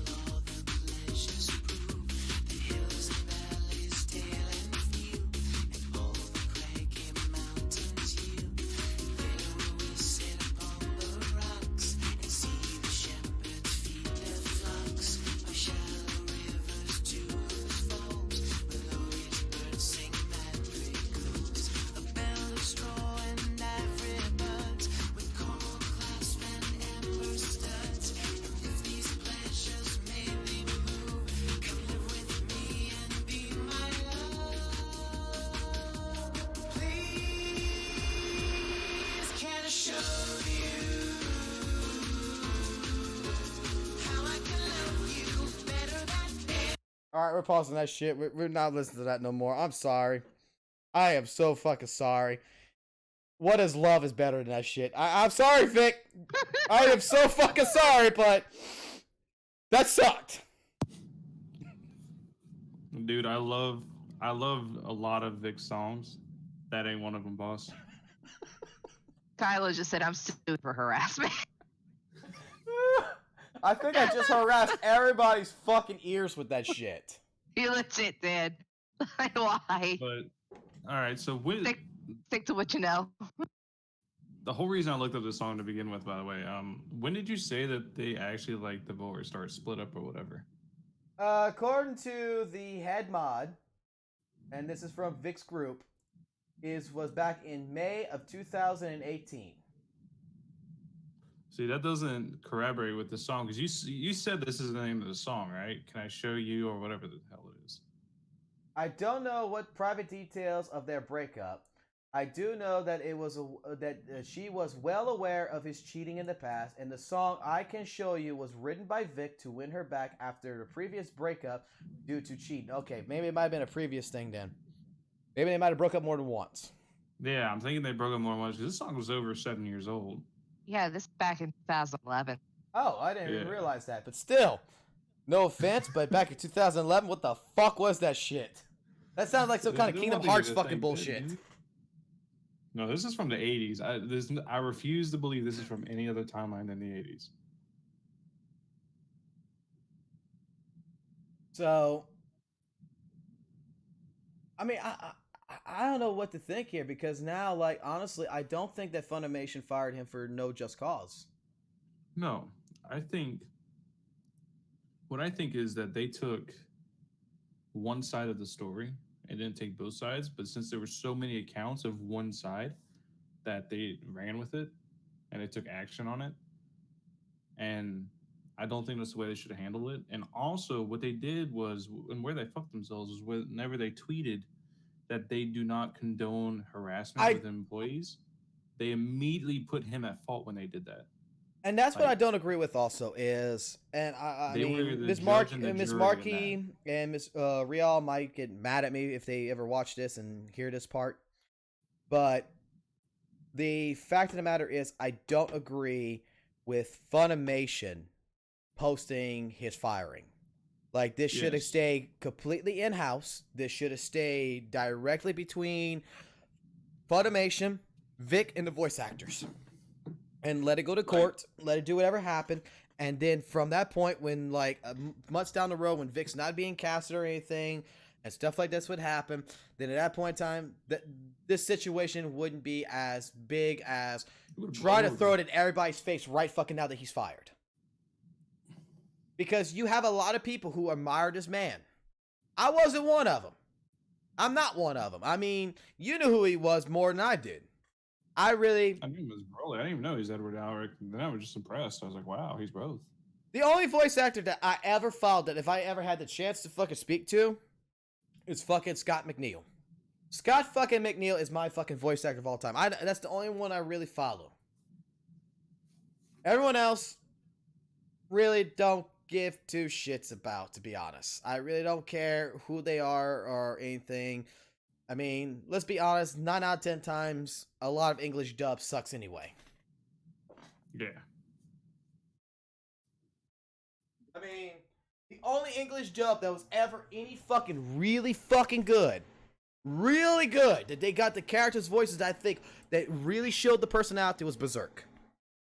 If you said anything else, I was going to hit you. Because it felt right. I mean, even Japan's team said that this was the best voice acting group for it, and they went with it. They wanted them back for the movies. It's just that when Berserk from Crunchyroll came out, it's just like, who the fuck is this dub guts? Like, this doesn't sound fucking right. That's why I can only watch that in Japanese. Sound right. Can I just say real quick, that song is so horrible that it fucked up my computer and made me close out Discord somehow. Legit, you just lied. I'm not lying here. You just played the song and it just out of nowhere, straight out closed my Discord. And my computer loses shit for some reason. You don't hit female, Fox. You guys. Oh, hell fucking yes. Don't get me fuck wrong here. This has not changed my opinion about feminism or anything like this. If you are want to be fucking equal, and you're gonna fucking hit me, you better well get ready to get hit back. No. I don't No. Screw you. Like, he would sleep with a female fox like you. Not like literal. Oh, I thought you actually meant legitimate hit. Okay.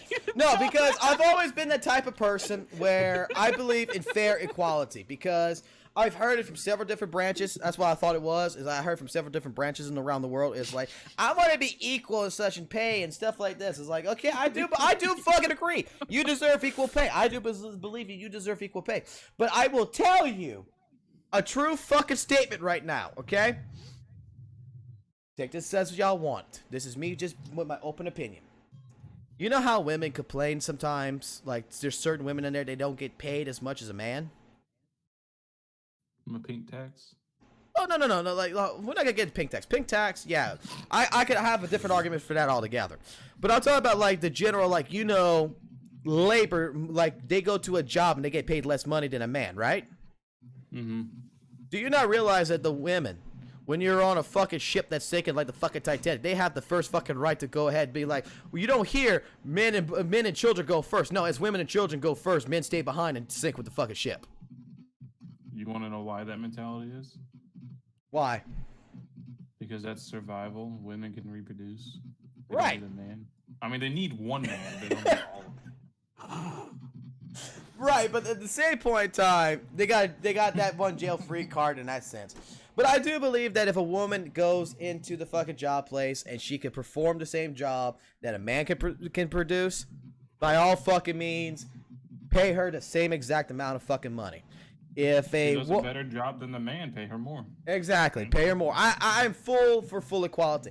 But if a woman is gonna go, like, I have a situation, and I can tell you 2 different women right now. There's 2 different women at work. One woman wants to complain all the goddamn time, like, oh my god, I got in this project that I started and stuff like this. She complains all the goddamn time that she got into this fucking project and it's fucking full of shit. And it's like, well, and she asks for criticism on the fucking project, and we give her criticism. Apparently, we're fucking men, and we think we're calling her stupid. Well, we're not calling her stupid. We're just trying to help her with her fucking ideas. It's like, well, we're not calling you stupid. We're just telling you that we don't think that this is the right idea. Oh no, y'all fucking men, y'all fucking think. And then you got another woman who's in the office who has the same exact situation, and she takes everything with a grain of salt, and she's like, yeah, you know what? That's a good idea. Yeah, I'll try that. Like, in that case scenario, one brings their emotions into the job place and one doesn't.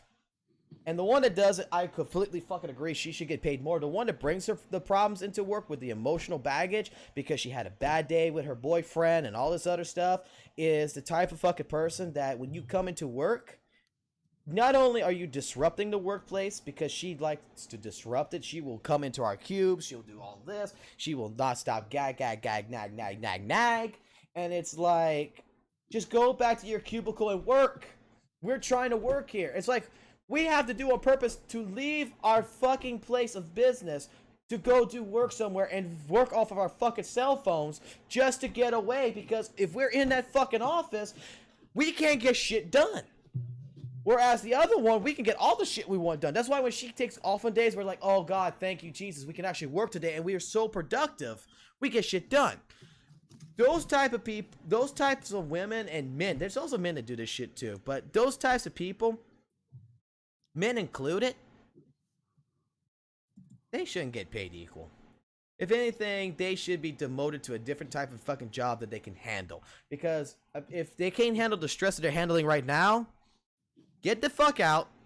Go find the other job. Like go work off the security desk or some shit over there to where you're not gonna be in the way of productivity.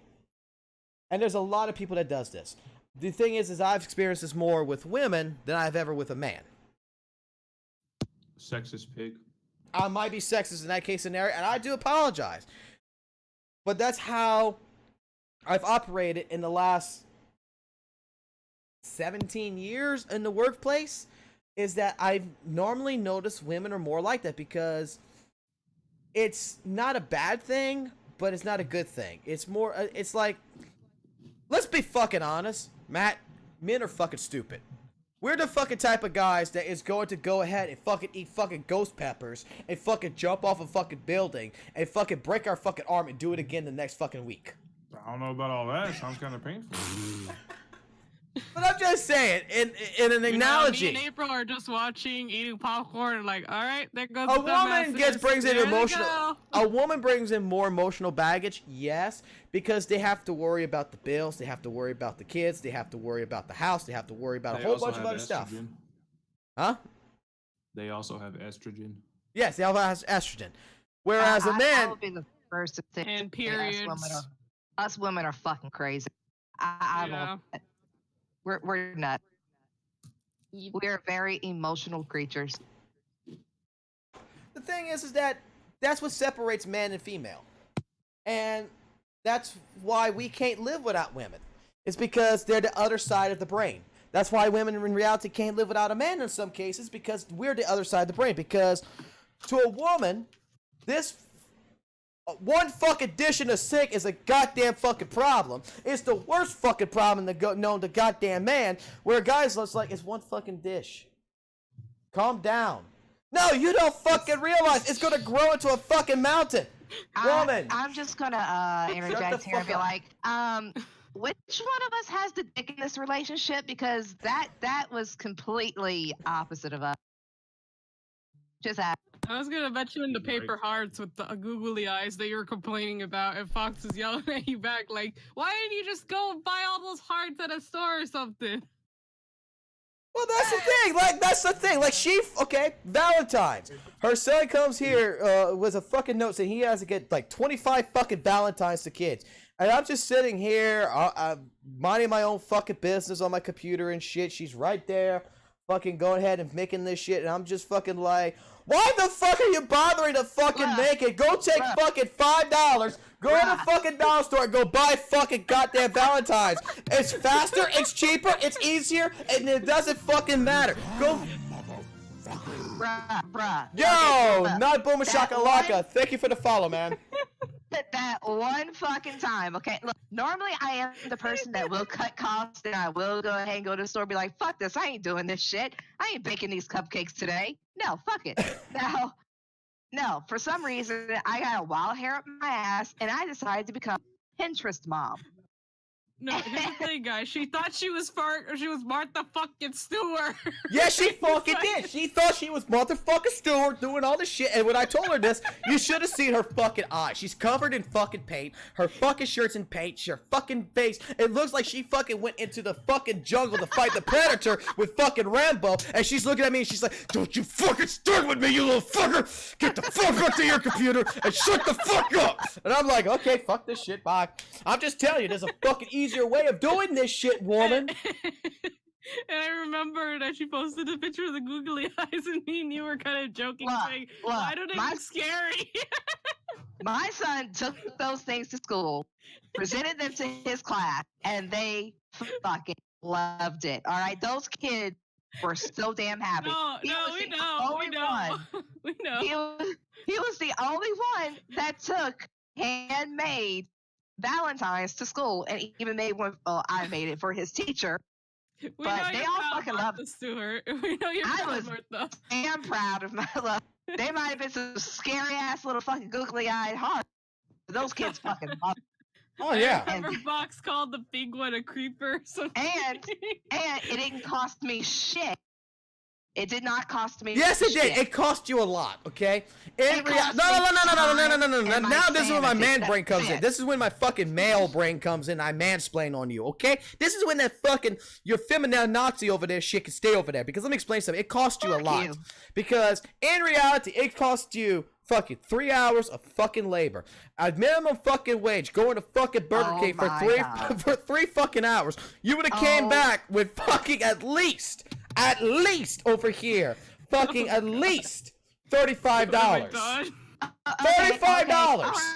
All right, mansplaining. You want to go ahead and spread your mansplaining all over the fucking place.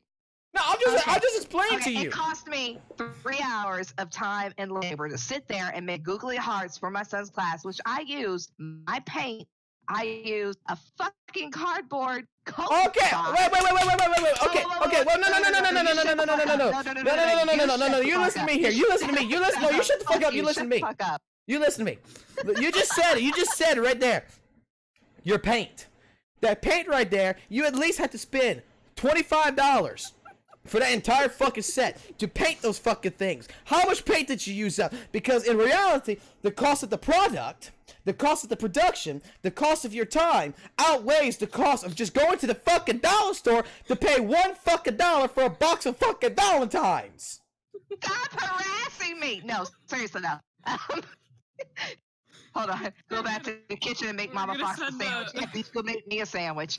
I understand the point of why you did it. I understand the point why you did it, because it was for your child, and it was because you wanted to do it. It's because you really felt like doing it. But I'm telling you, in a man's fucking brain, I'm looking at that saying, why? You're telling me you're doing it because it's pure fucking love.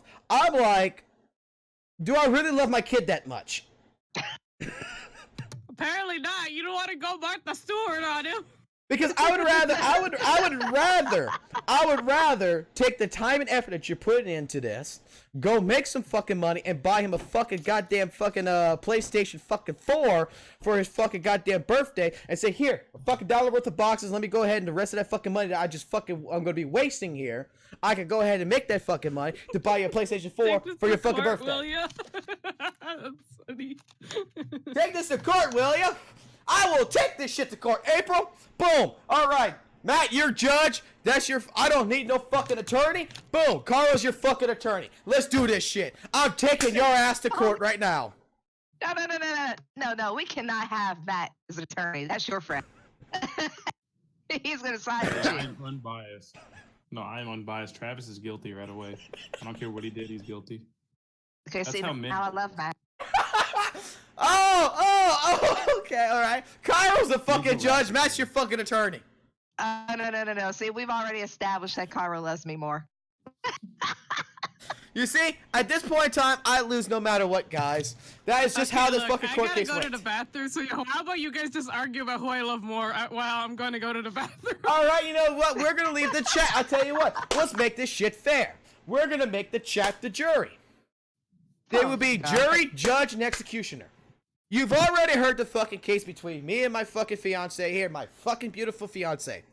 I'm basically saying that what the fuck she did for fucking Valentine's was a waste of fucking money, that we could have saved fucking time, we could have fucking did something that would have been more productive, that would have fucking made money. This is my case argument to you. I rest my fucking case because I completely fucking will mansplain here that this fucking woman wasted time. I understand the reason why she did it, but she wasted time and she wasted money. She could have used that product. She could have used all that paint and all that other stuff to make a fucking Mona Lisa and sell it for like $500. End of story. Rest my fucking case. Now it's up to you, honey, to go ahead and make your case. Don't worry, I've got your defense. I'm your attorney. You ready? Wait, who's attorney? Mine? Yes. Yeah, yours. That's your attorney. So you don't say shit. Matt's gonna say for you. Oh gosh. Okay, you ready? Travis, who the fuck cares? Grow up. Case closed. Thank you. All right, case closed. Jury, what's your verdict?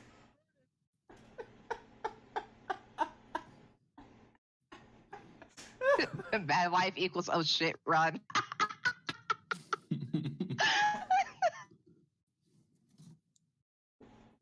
I'm sorry, I gotta get a laugh out of it. After everything that's happened today, I gotta get a fucking laugh out somehow. Perhaps, Clever Foss, you could have just joined her and spent that time painting equality time. How did we turn this into Oh my god, how the fuck? Okay, how the fuck? Okay, wait. I got a fucking Fox is guilty. I got both of you are guilty. Fox is got a case. Mansplained sounds like furniture. Destroyed. Fox is guilty. Come on. 1v1 me, Travis. I'll beat you in Hello Kitty Adventures. Fox is guilty. Mama Fox was right. Sentence. Buy the kid a PS4. Oh my god. So apparently my fucking wife wins. God damn it. I'm also going to say that you said 3 hours of my time. I could have went and work at Burger King for 3 hours and got like what, $30 off of it. Okay, so my time and effort in doing something for my child. Now, if we're gonna do this overall, have we forgotten that I am a mother 24/7? When am I going to get a paycheck? If that's technically my job, you know, because making Valentine's for my child's school, that's technically a job. But so is being a full-time mother. Yeah, You Fox. get we're paid. on Fine. You vacation. want to get a paycheck? I will pay you 1 penny per hour. 1 penny. 1 penny per hour? You cheap bastard. We need to make a Hey, union wait, for wait, wait, April, wait, wait. guys. No, wait. I think we can work this. That's like $3 a week, right? About $2 a week. And you're responsible for the kid for 18 years. There's what, 70 something, no, 62 weeks in a year. So that's 100 and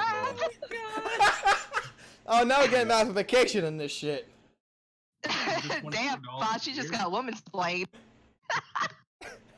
So basically, Travis has to pay you around $2,500 at some point for 18 years of care of his child at a penny an hour.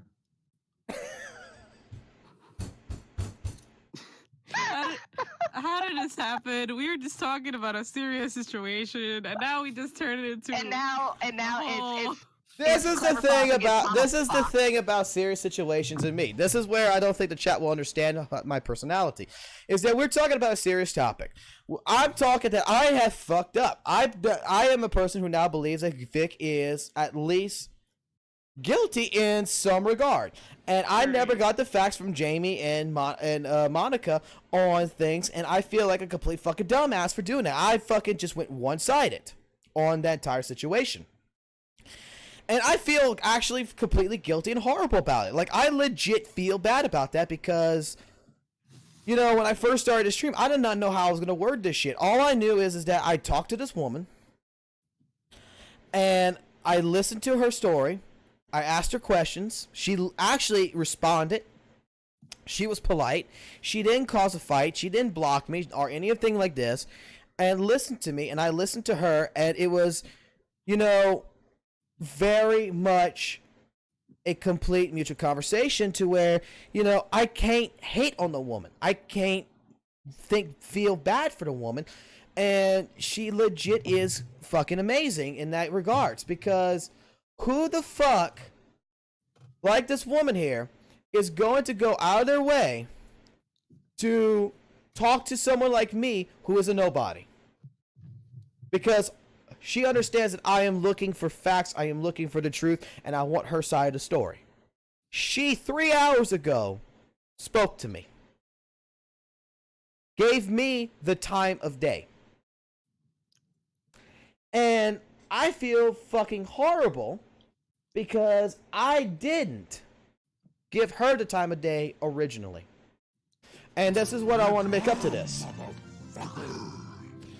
And I appreciate for Lopez for the subscribe, man. beautiful.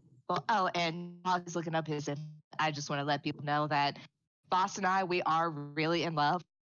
We do these things because it entertains us. It has I been just said chime in before. because I love seeing them argue as a joke.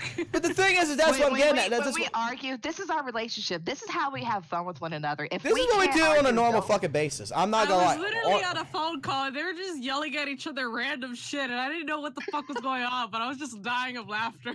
I changed this fucking woman's name in Discord to fucking eat my dick shit, and she fucking puts in like, Fox, you're a fucking weeaboo shit, and it's just fucking, it's just how the fuck we are. The thing is that, let me explain though, let me explain. The reason is that I'm talking about a serious topic is because I do feel guilty. I feel bad about this entire situation to where, as of now, I need to have some kind of a mental crack in order to let me escape from this for a little bit. That's why I normally do this kind of stuff where I just start talking random bullshit. It's because my mind, this is how it processes things, is that I will process it in a fucking joking method. New member? Somebody join. Holy shit. I think Holy, that okay, would- all right, wait. The God, You know what I realize is who the fuck GN Vito is, except for a few people. GN Vito is the one person that I don't understand, but in this fucking world has stood up by my side for a lot of different fucking accusations that happened to me. Has helped me out in tremendous fucking amounts and ways that right now I'm on my fucking knees, GN. How the fuck do you want me to suck the mic? And I promise you, I'm going to start that Pikachu tomorrow. I'm going to make time. Does April know who GN is? Yes. Yeah. Okay, good. I've made him some things with Perla art and sent it to him before. This is my very first fucking sponsor. This is my... He's the guy that basically paid for you to live stream full time when you did. Yes, this guy paid basically when I was live streaming back on Twitch like full fucking time. This guy was donating hundreds of dollars. But GN, I like it when he's on it. GN, whatever fucking emote you want, because you're a sponsor, you're the first sponsor, you tell me what the fuck you want, I will fucking personally have it fucking made and put in there just for you. You get whatever fucking emote you want. Or emoji, excuse me. That's what they call it now. Not emotes, they call it emojis. GN, are you still a Emote, security emoji, guard? who the I got fuck it now. cares? Same shit, man. Last I talked, he was a security guard. Worked late nights and would watch Travis all night. Oh yeah, somebody was asking how does membership work, by the way. Membership works. Membership works that if you're on the stream side, I mean, if someone wants me to show it to them, I guess. Do they allow penises? They don't allow pieces. It's gotta be somewhat family friendly. I understand what you're getting at. I like the idea, but we can't do it. Do they allow penises? Hey, didn't the fucking... It's gonna be a plumpus, ain't it? Wow. Wait, are your knee here it is. bleeding yet? I knew it. Freaking. Yeah. Whoever wants to be a member, whoever wants to do this, y'all are more than welcome to do it. There And should you be, can- like, I got a live dashboard and everything like you see, but there should be, like, with the subscribe buttons, that there's a thing that calls member. So if you press that, you pay $5 a month, and you become a sponsor in the channel, and that means that you're basically the priority person that I must listen to for the rest of my fucking life, because you are basically giving me money, and at which point in time, I will be donating that money to the foundation for women that I found. I forgot what the fuck it was called. It's the one for the SVU lady. April, what the fuck was it called? Hang on, I'll look it up. It was called, hold on, I can think I can find it. I will actually be donating money to this because how horrible I actually feel about not listening to Miss Marchi, is that I'm going to go ahead. I know I found it. It is the Joyful Heart Foundation. That's what it was, Joyful Heart. I wanted to say it was something with Heart Charity in it, but it was the Joyful Heart one, yes. Well, Travis, reach your chat. Broly has something to tell you. I want to donate money, but I can't because I gave my mom's credit card to John Wick because he needed help. I see no harm. That's as bad as something I saw on Twitter one time where Kyle Abear, the voice of adult Gohan, starts talking and says, "My dad's in real trouble right now fighting Frieza. He needs your power. So get your parents' credit card and give me that 10-digit number with the 3 digits on the back. So that way we can fight Frieza and win." I want to see if I can find that fucking video real quick.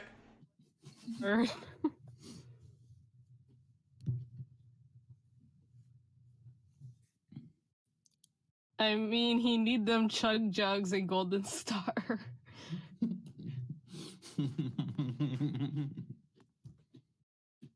Yeah, I can't play it because it's anime, but you can listen to it. I'll link it in the chat for everybody too, because I found this. Attention, all Dragon Ball fans. It's me, Gohan. Dad and I are in big trouble right now. Frieza's beating us in battle, and my dad's running out of power. So, Oh, yeah, I remember I need that. your help. We need to give my dad our energy. All Give you have to do Goku is give me energy your by credit card sending number, Gohan your the credit 3 card digits on the info. back, and the month and year it expires. But be quick, or else Frieza might just win this one. Give me your credit card number, the 3 digits on the back, and the month and year it expires. But be quick, or else Frieza might just win this one. I gotta admit, that was like one of the most fucking funny shit ever. Credit card info right now, motherfuckers.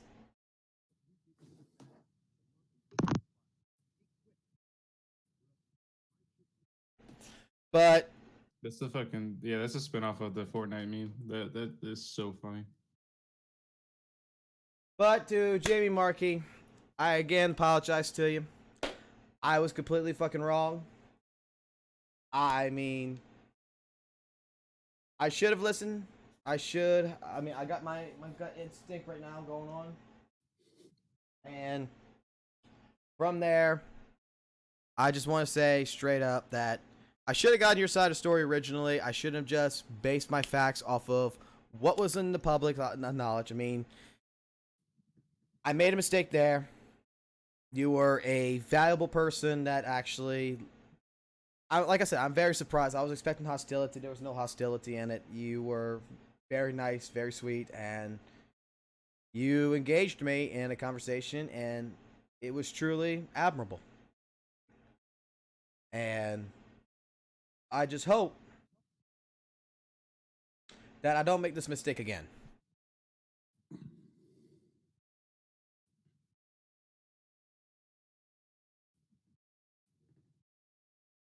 I want to say something really quick, but honestly, it. no jokes.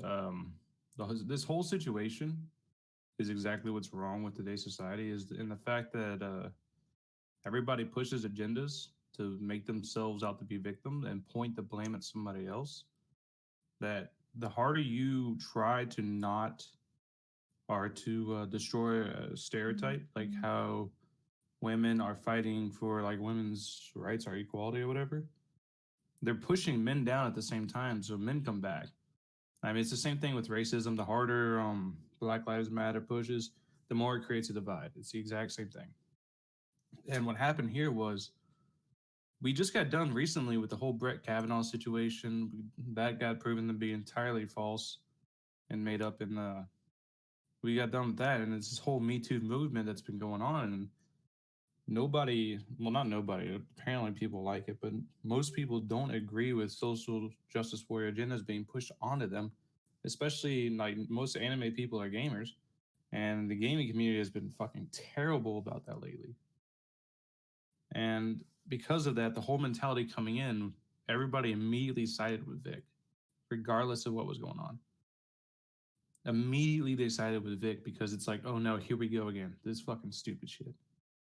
And now as shit comes out, like I said, even I sided with Vic originally because I was just tired of all the fucking stupid Me Too shit. But as shit comes out, it's like, okay, maybe there's more to the story, and we won't know possibly ever even the truth, because even in court, the truth is what you can prove. It's not necessarily what's true.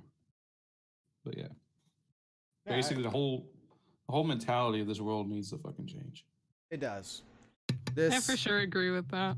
I full-heartedly agree with that, because I mean, in a case scenario like this, was automatically against Monica, and it was automatically against Jamie Marchi.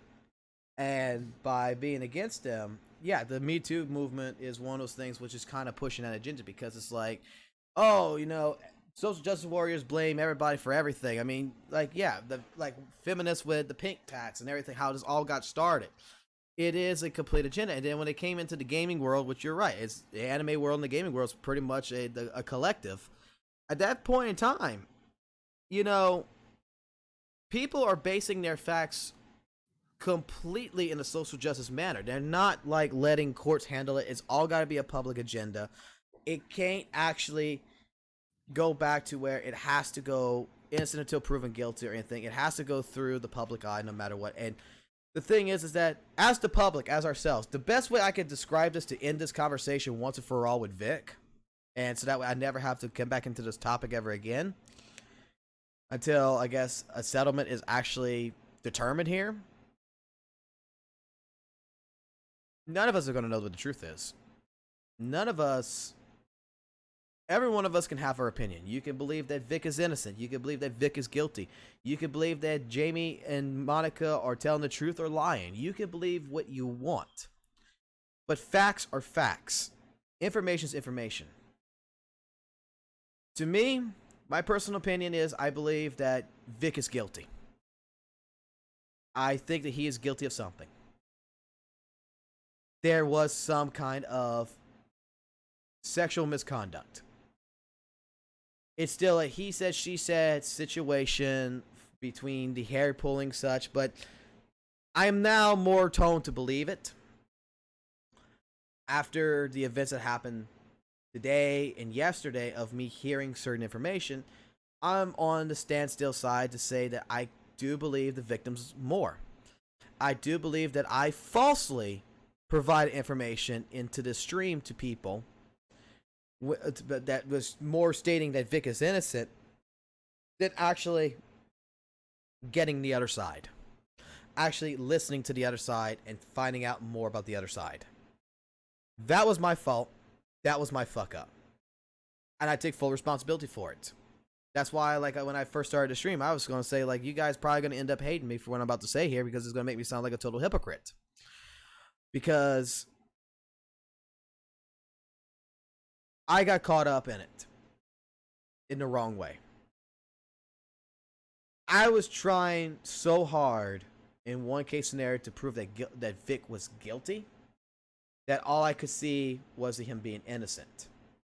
And then when I stopped and I reviewed everything, and then I said, well, let's just see what happens if I talk, because I got something that was explained to me that sounded wrong. When I heard about the bracelet thing, that it could be used to be pulling hair, I don't know what happened there, but it was like a red flag that just dung.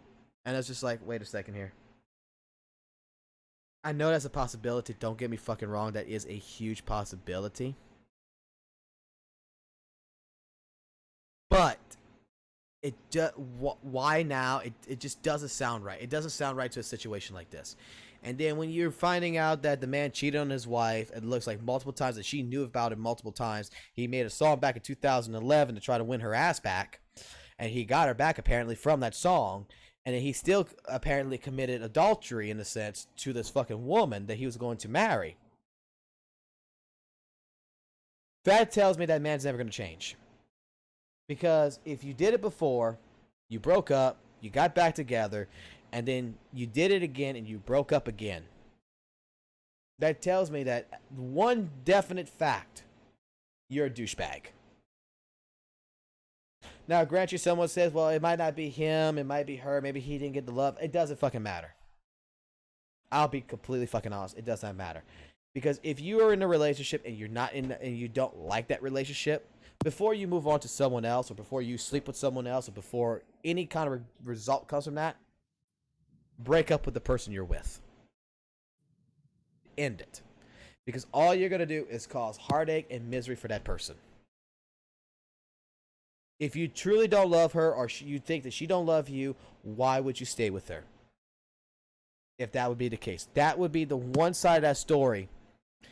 And honestly, I think that Vic, being of the Christian faith, would understand this. Is that what he did was a sin. What he did not only affected him, but it hurt the person that he was with for 7 years. She probably forgave him once, but she couldn't forgive him a second time. And that's what gets to me in this situation. And then that's where I say his credibility as a person to me has dropped tremendously. Because at first I thought this entire article from IO9 was bogus. I still believe there is fluff in this. I don't believe that Vic went to a 14-year-old boy and said, "Do you have a boyfriend?" I really don't think he fucking did that shit. Because with Dave in this story, I have basically constant allegations and proof that he went after women. little Davy actually got asked out by Vic? Mignogna is basically what you're thinking in your head. I mean, he's got a trait that he likes women. He's got a trait that Yeah, pushes I was off about to say, of that. the one common thing we found The is it's women. the homophobic thing that people say that he's homophobic, I disagree with that because I mean, someone actually came to his defense in that, and they didn't even come into his defense. They just had a video posted from 2008 when he talked about a story in 2011 that transpired the same fucking events, which proved Vic's case in that. So I'm not. Sorry, go ahead. I'll just say I'm just going to say that in that case scenario of him being homophobic about yaoi art, that I don't believe it. Now, however, there is somebody on Tumblr or whatever that I did read an article of, and I wish I would have saved it. That I don't know where it was located at, but it claims that he is the guy who put the yaoi art under fucking Vic's door and has a picture of it. So he says that Vic totally lied about that shit because he totally did that shit on purpose. Okay. Somebody is saying in the chat right now, I respect what you're. It's Parker. I respect what you're doing here, making amends to all this. I think you may be a little hard on yourself though, because everyone's been slogging through this crap together. You earned his respect, bro. I And appreciate think that. A lot of people are feeling that. Yeah, don't be hard on yourself because we got false information and we're reporting false information. Shit happens. You gotta remember that in reality, I'm just a person who likes playing Guilty Gear and fighting games in general. That this channel was never dedicated to this kind of stuff. I mean, I never really dedicated myself into being a fucking. Let's get right into the news. PewDiePie just sucked a massive lollipop. Does that mean he's a baby or does that mean he's gay? Let's find out right now. Roll the clip. Like I'm not no fucking Keemstar. More like let's get right into the news. Am I right? The thing is that when this event happened, I went watch Dragon Ball Super Broly movie. I looked at the situation and I'm not an advocate against it, but I'm a person that believes that there is a difference between feminazi, feminists, and a fucking social justice warrior, fucking lunatic versus an actual social justice warrior. Like there's two classes of each sense, and that they're actually within the same hemisphere. Like feminism and social justice warriors exactly in the same spot. But the difference is you have the extremeness and you have the ones that make sense. And into my mind, I had a biased opinion that this was more of an agenda in the lunatic area. Because like Matt was saying, there is a lot more of this Me Too movement that's going the fuck around. And honestly, I do believe there is some accusations that are coming out now that is just being there just to be there, just to get someone to get 5 minutes of fame. I do believe that something happened to Monica. I do believe something happened to Jamie. That's for the court to decide. I do believe that something happened in that regards. I do believe that Vic is guilty of sexual misconduct. I do believe that Vic is a fucking douchebag and a fucking moron to fucking cheat on this hot ass redhead with the big boobies. It's all about the We're gonna boobies. point out our personalities like that. I'm just saying, like, legit, I cannot see why he would have done that to her. Like, It's just Fox can't accept the fact that Vic let go of such a trophy. exactly. The only thing that I could think of is like this man by doing this, and it would contest to the stories. It would actually aid the stories of Monica and Jamie. Is that the man cheated on his wife because he thinks he can have any woman there is. He even admits that he did things, cheated on his wife in the past. He's admitted this shit on his interviews, and the interview with IO9 has been confirmed by the Rangers, which is his fan group, because he told them that it's real, so he confirms it. So all this evidence In that I'm case gonna do scenario, a little bit of yang to your yang real quick. what's that? So I'm gonna be a little bit of a yang to your yin real quick. It's that he's shown to have an addictive personality, and it's not too far of a stretch to say maybe he has something like a sex addiction. That maybe Monica was right in a sense that he needs to go get help. I think he needs help. I think he needs help because Legit, he needs help. Not thrown to jail, just help. I think he needs to have a counselor. I think he needs to have professional help in that case regard because he's got a track record of this now. And he admits that he has a track record of this. And his last message, he says he's getting help, which I applaud him for that because it takes a big person to go ahead and do that.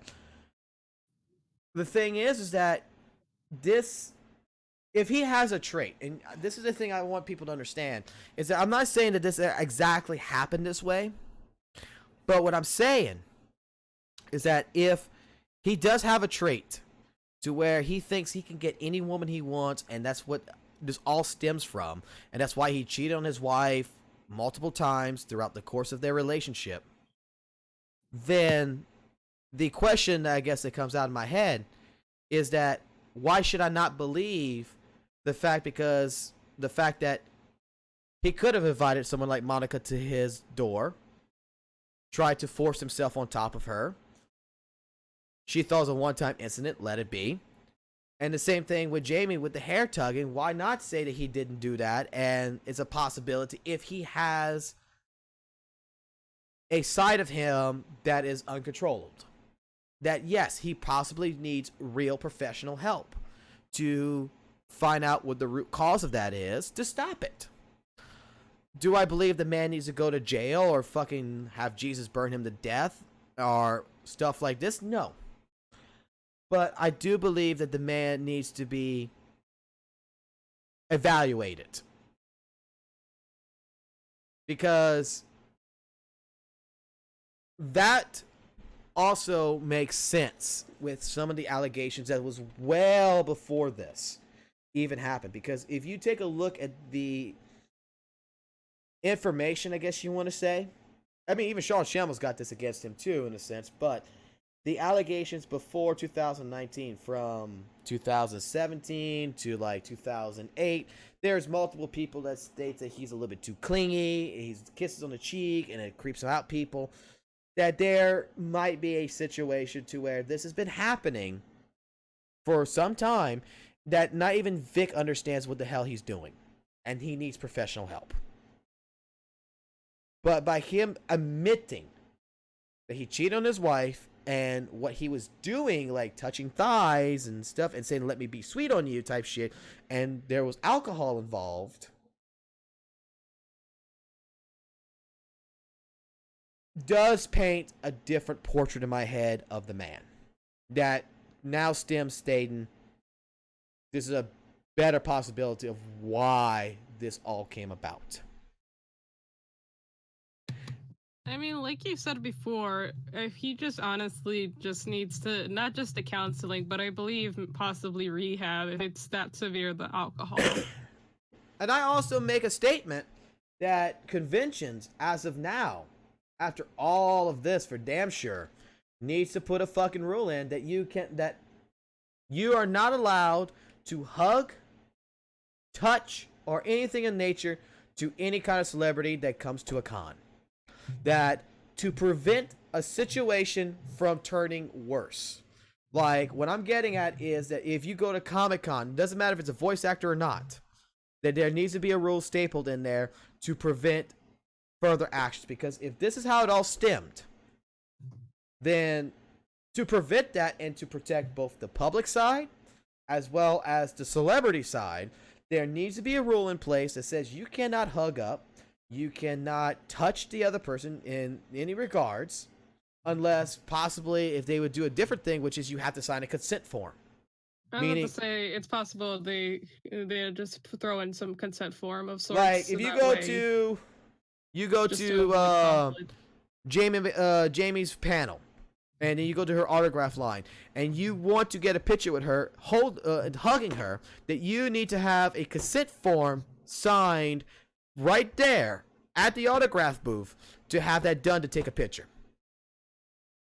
To where they have a legal copy of your signature, you have a legal copy stating that you allowed this to happen. So that way, and then if you're underage, like let's say you're under the age of 18, that you must have a legal guardian to sign this paper. Otherwise, it can't be done. Right. I guess you could say kind of like how they always have a sign for cosplayers if there were for people that see cosplayers wearing very revealing clothing, but it's part of the costume, so to speak. They're not allowed to touch. They could take pictures, but they're not allowed to touch unless asked to the person that's dressing up. So I could see them going now to extending from that to now they need to sign a form. They have. That's dumb. That wouldn't work. They would have thousands of forms. No, dude, we are living in the digital age. The tablet will do the same thing. Yeah, I was about to say they could just use a tablet. Like the con people who have staff should be like, okay, you're an autograph line. You're going through this autograph line. You're gonna want a picture with this person. Okay, I need you to sign right here. Just put your finger right here. Give me your mark. Okay, good. I need you to sign right here. Are you the guardian of this child? This child's gonna hug this person and take a picture. Okay, I need you to go ahead and sign a consent form. Like, yeah, it's extra fucking work, but in any fucking job.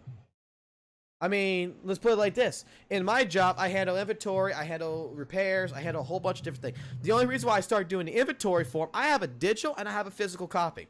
It's extra fucking work. It's not necessary, but the fucking thing is that one fucking day, our boss is gonna come into that building.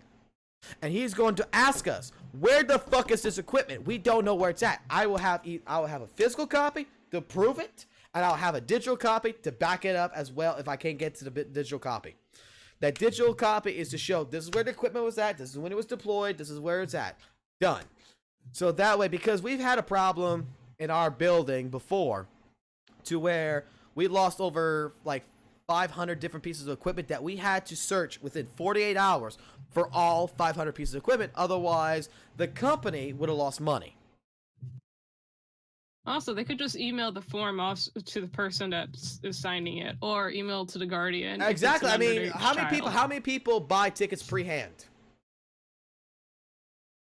Some people buy tickets well in advance. Like some people buy their hotel room and their tickets months in advance. They can send that form. My tickets online, and I could just print it out. They can send that form straight in at the same time, saying, "Look, any person you're gonna go." So that way, it also protects the con. Because in this case scenario, okay, all right, let me present this argument to people over here. Would the con not be responsible? Because the con allowed you to come in there. The con invited your favorite person who comes there. You're not comfortable with the way the person hugged you. Who is the true responsible party if it's not the con that invited the guest to come there? You have a case against the convention itself. So the conventions need to protect their ass. And while doing so, they would be protecting also both the fan and the celebrity. They can find a way. And instead of this fucking bullshit, which I will still consider bullshit because it's going to happen starting tomorrow till Sunday with Pensacon, if people go there dressed as Brawley and get fucking arrested because they're just dressing up as their favorite character and they don't give a shit about Vic, then at that point in time, wearing a shirt. That's the fucking dumbest fucking thing there is. The same thing applies to the panel. If a person goes over there and asks Monica or Chris about the sexual allegations, they should not be removed from the con, in my personal opinion, unless otherwise they are really stirring up a scene. The thing that should happen is, I cannot discuss this. No comment. No comment whatsoever. Do you have another question? If not, please move on. And if that person tries to stay there and tries to say, "Oh, you're not answering my question," then you remove them from the con. Then that's considered harassment at that point. Because there's people that's going to ask this fucking question. I guarantee you there's going to be people. And there is going to be the fucking harassers that's going to go there that's going to do it on purpose. This is a situation where the con is retarded on the way that they're trying to handle it, where they can handle it in a more professional and more clean nature. There's some questions coming up. Do you want me to read them? Yeah, go for it. Okay. So he cheated on his wife. Has anything he has been accused of been confirmed with sufficient evidence yet? Mainly the molesting. That has not been confirmed. I don't believe the molestation charges that is being coming out right now is true in any case, because I mean, the man has more of a reputation for women, and there might be a possibility of minors, but I don't believe so. And the thing about being a child predator and shit like this, when IO9 put the story up of Davey, a boy that went to a con that Vic asked, "You have a boyfriend?" Little Davey. Little fucking 14-year-old Davey. Nah, I don't believe that shit whatsoever. I think fucking Davey, who was interviewed, was just trying to get his 5 minutes of fucking fame there. Have a good night, Quante. You have a good night, Quante.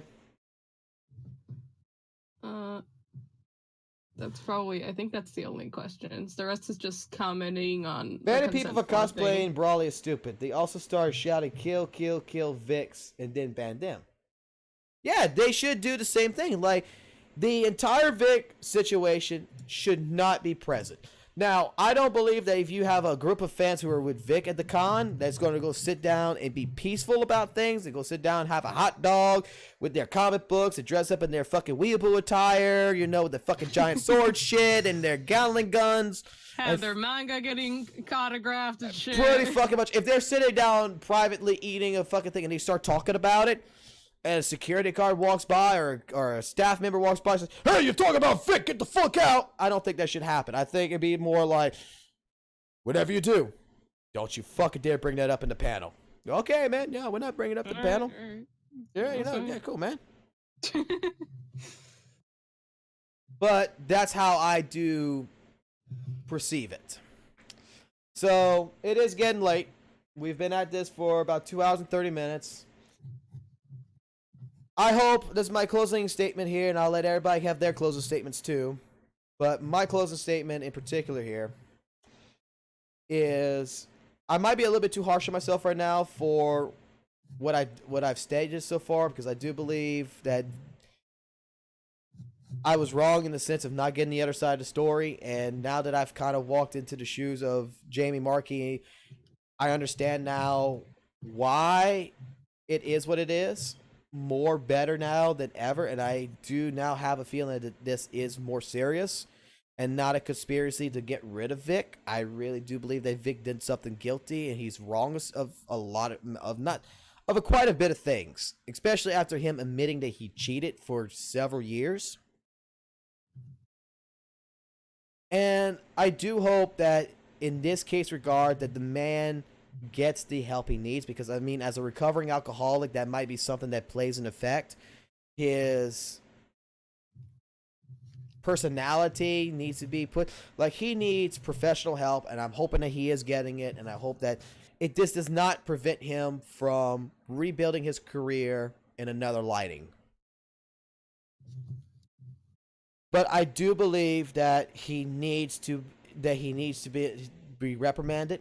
I still don't agree with the way that either Marchi or Miss Jamie and Monica have put out their statements to fans. But I do understand that, you know, in that constant scenario, when people are sending you death threats and everything, and they're getting your address, and they're doing all this shit, and you have crazy fans out there that probably would go over there and try to do harm if they could because of this. And for their safety, I honestly do agree that this is wrong, and that I understand the reason why they would attack just normal fans, including like myself and Monica. When I didn't even really mention to her, I was just stating a fact, in my personal opinion, I was considered to be harassing. I understand now the reason why she considered me harassing is because she was probably getting thousands and thousands of fucking emails, Twitter DMs, Twitter messages telling her to go fuck herself and kill her.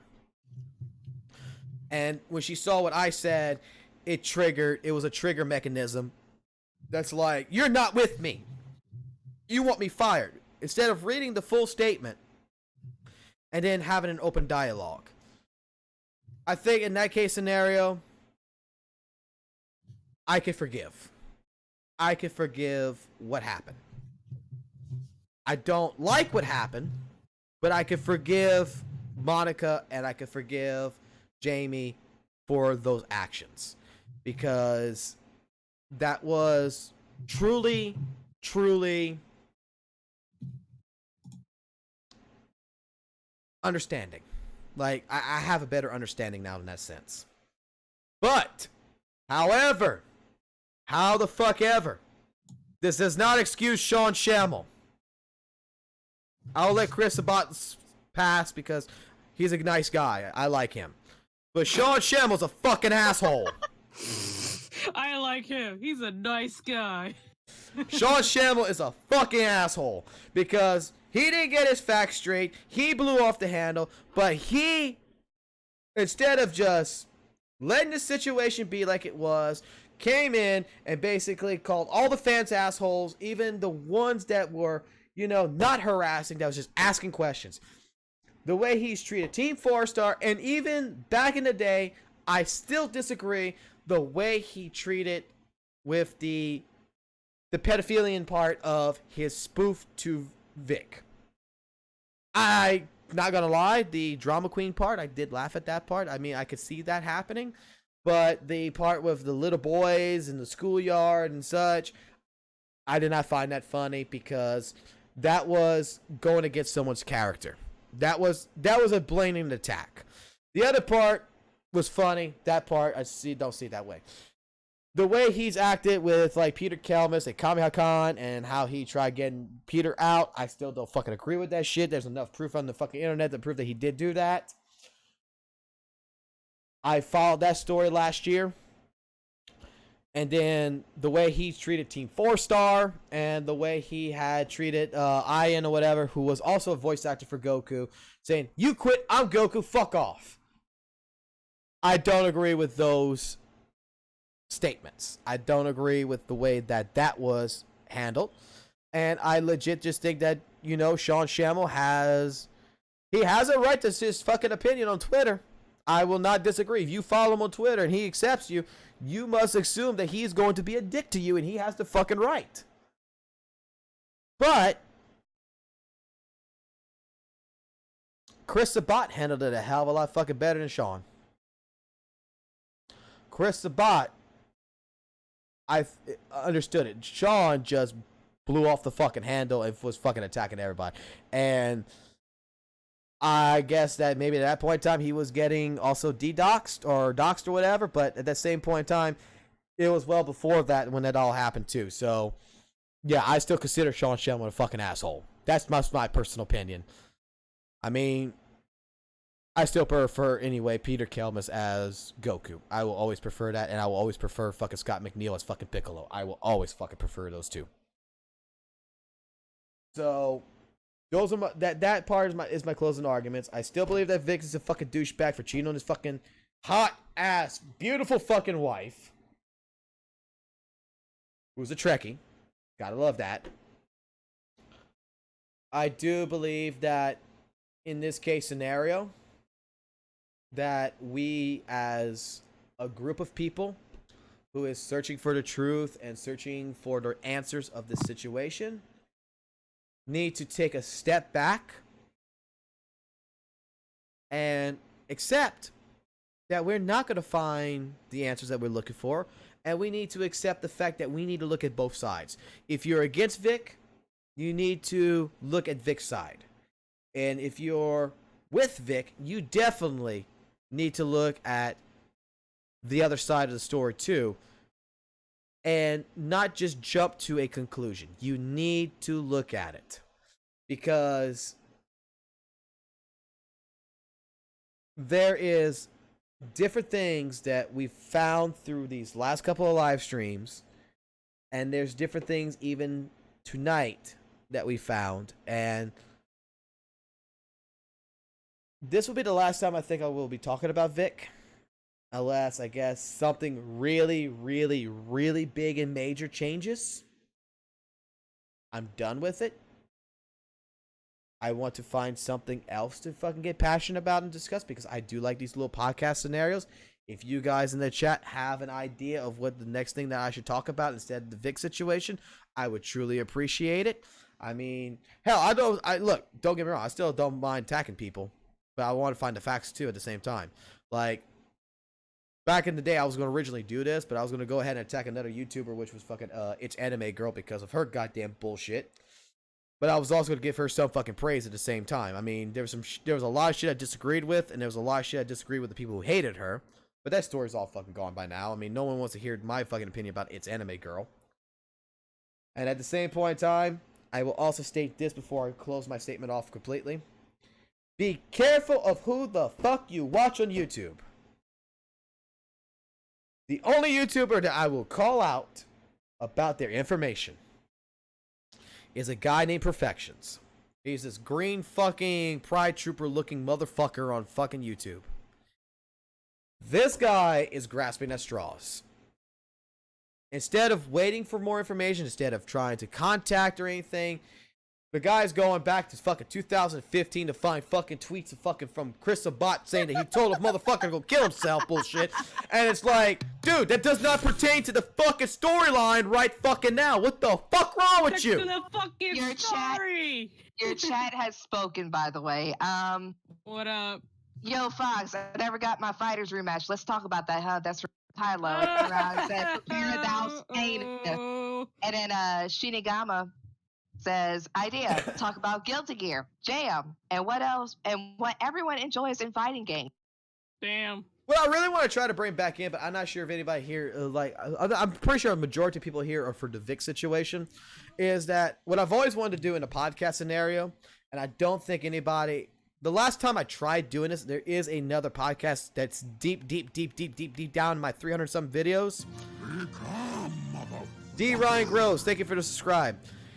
I did do a podcast with a competitive player, well, actually 2 competitive players and myself and another casual player, and I wanted to do a series called Casual versus Competitor, which was a series to where the casual mentality and the competitive mentality would meet together and discuss like games like Guilty Gear, Blaze Blue, Killer Instinct at the time, and you know, if there was questions from the casual side, you have a competitive player that would answer it, and you would have the casual player that would answer it too.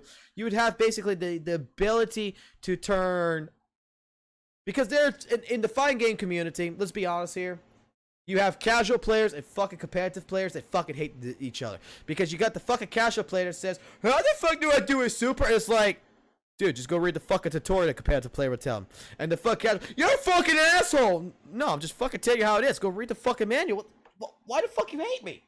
And then you have the other ability to where it's just a different perspective. The casual player and the competitive player don't have the same mindset, but yet they have the same passion and same love. It was an idea that I had, was try to merge the 2 communities together to make it to where you had an open forum to make things work well. Because I lost friends because I have a competitive player, and I'll tell this quick story right here.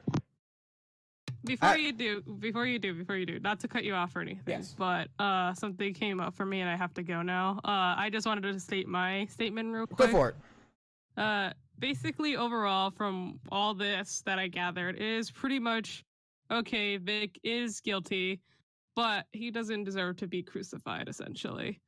And I definitely for sure apologize for the whole conspiracy thing, because I know I also added up on it. Especially to the victims, which is Monica and Jamie. I for sure apologize to them. And overall, he just needs help. Honestly, he just needs help, and not just from a counselor. I think he should also I go to rehab, because as someone with an alcoholic father, it's just they're not going to change unless they get their actual help, so to speak. And I just hope everything comes to a solution and gets resolved from all of this, taken in court, and hopefully it ends up with Vic actually getting the help he needs, because he doesn't need to be thrown in jail. He just needs help. But yeah, that's all I have to say about the whole entire situation. And I appreciate that, Caro. Mm-hmm. If you ever need me to come on your podcast or whatever, just to read the chat or post questions in a Discord call, just, DM me or whatever. You are here in this podcast. That way I don't feel alone. Like I am the only bun in a room of sausages. So, And I do like to go back to video game fucking actual commentary again and not just worry about fucking podcasts. But anyway, have a good night, you two, and everyone else in the chat. You have a good night. good night, darling. But, I mean, quick story, I guess, is that my friend Matsu, who was a competitive player that was teaching me Guilty Gear, like, I played as a casual aspect, but I got really wanting into the competitive aspect of it, and he was teaching me how to actually play the game properly, not just do fucking specials and fucking look like a fucking idiot. That, I lost friends because they're like, oh, you changed, you're sucking his dick. No, I'm trying to evolve this person because this person's wasting his fucking time when he's trying to prepare for Evo to come here and play with us casuals. And just because he's got a fucking attitude problem where he's like, you're fucking stupid, he will tell you. He's being honest with you. You're fucking stupid. Stop doing the stupid shit and play the fucking and try something different. He's trying to tell you. And that was the idea, was to try to make it a little bit more soft-hearted and try to make it to where casual and competitive work. I kind of want to see about trying to bring that back, but that's just how I am. I mean, I'm just a person that really wants to get back into doing what I used to do. And I want to keep these podcast type deals going, but I just want to talk about other different topics, not just Vic. And I know that a lot of you probably only come here because of Vic, and I apologize for that. If I stop this and you hate me for that, I apologize if you hate me because of the Jamie Marchi, me changing my opinion because I talked to Jamie Marchi. But that's just how I am. I'm a person that tries to see the good in everything. I'm a person that, I'm an asshole. I'm an equal opportunist prejudice, but I mean, I try to see the good in everything. I try to see the good in any dark situation there is. And I try to find what I can find out. So, my closing argument is, thank you. If I pissed you off, sorry. If you hate me, sorry. But, do like you guys. And hopefully the next live stream I fucking do, because this YouTube channel is only going to be dedicated to live streaming from now on. Hope to see you back. So, anyone else got anything to say? I have no comment on the matter. Yeah, someone came in late. Oh, geez. Sometimes I just want to surprise you. I just waited for the right moment. I overheard everything, and I'm like, yeah, it's better that we move on from it because eventually things will just die down. But as far as that goes, what it's done is done. I mean, But what's hey, I done could is be done. I wrong. mean, the way I'll put it to you, Jose, is that my opinion is that I'm more on the victim side, but I'm not saying that Vic needs to be crucified to the cross. He shouldn't. Not with what happened. I think what needs to happen is I think that the attorneys and the court system needs to dedicate what they need to dedicate to. Let them get the truth out of all this, and let's return to this fucking topic after that happens. Exactly. So for now, we wait and see how this goes. Yeah, I'm pretty much in agreement. Well, I've always been neutral on subjects, but it was leaned towards Vic until we got all this other stuff coming in at us. And the fact that Jamie actually sat there and took time to speak with you, and I'm sitting there reading as she's tweeting back at you, and I'm like, wow, okay, that's good to do. I believe that he does need proper help if there is something greatly wrong with him. I do believe that something did happen. And crucify him the way that everyone's doing isn't going to help anything. And even for those that still do believe Vic 100% shouldn't be going after these women for speaking out. Did they handle it properly in the beginning? Absolutely not. That's not how a situation like this. No, personally, I would have never gone straight to Twitter and be like, oh, well, he did this, so hate him now. No, that's going to give you the opposite effect. It's going to have people threatening you. It's going to have people saying awful things that aren't true. But as of now, I'm kind of glad that I'm giving this a break. And there's a random Goku now in the chat. Some things never. But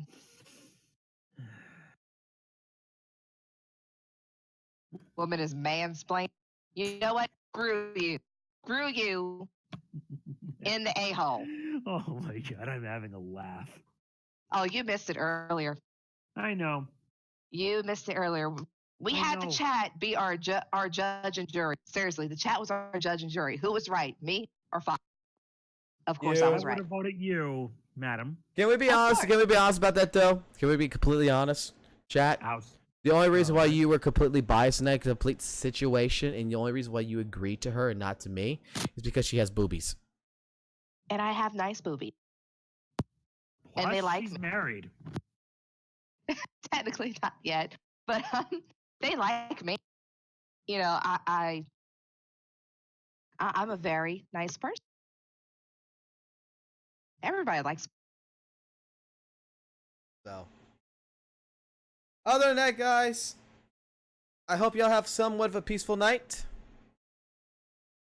And I'm off to bed. And I do feel like that, you know, somewhat of my conscience is a little bit cleared up now.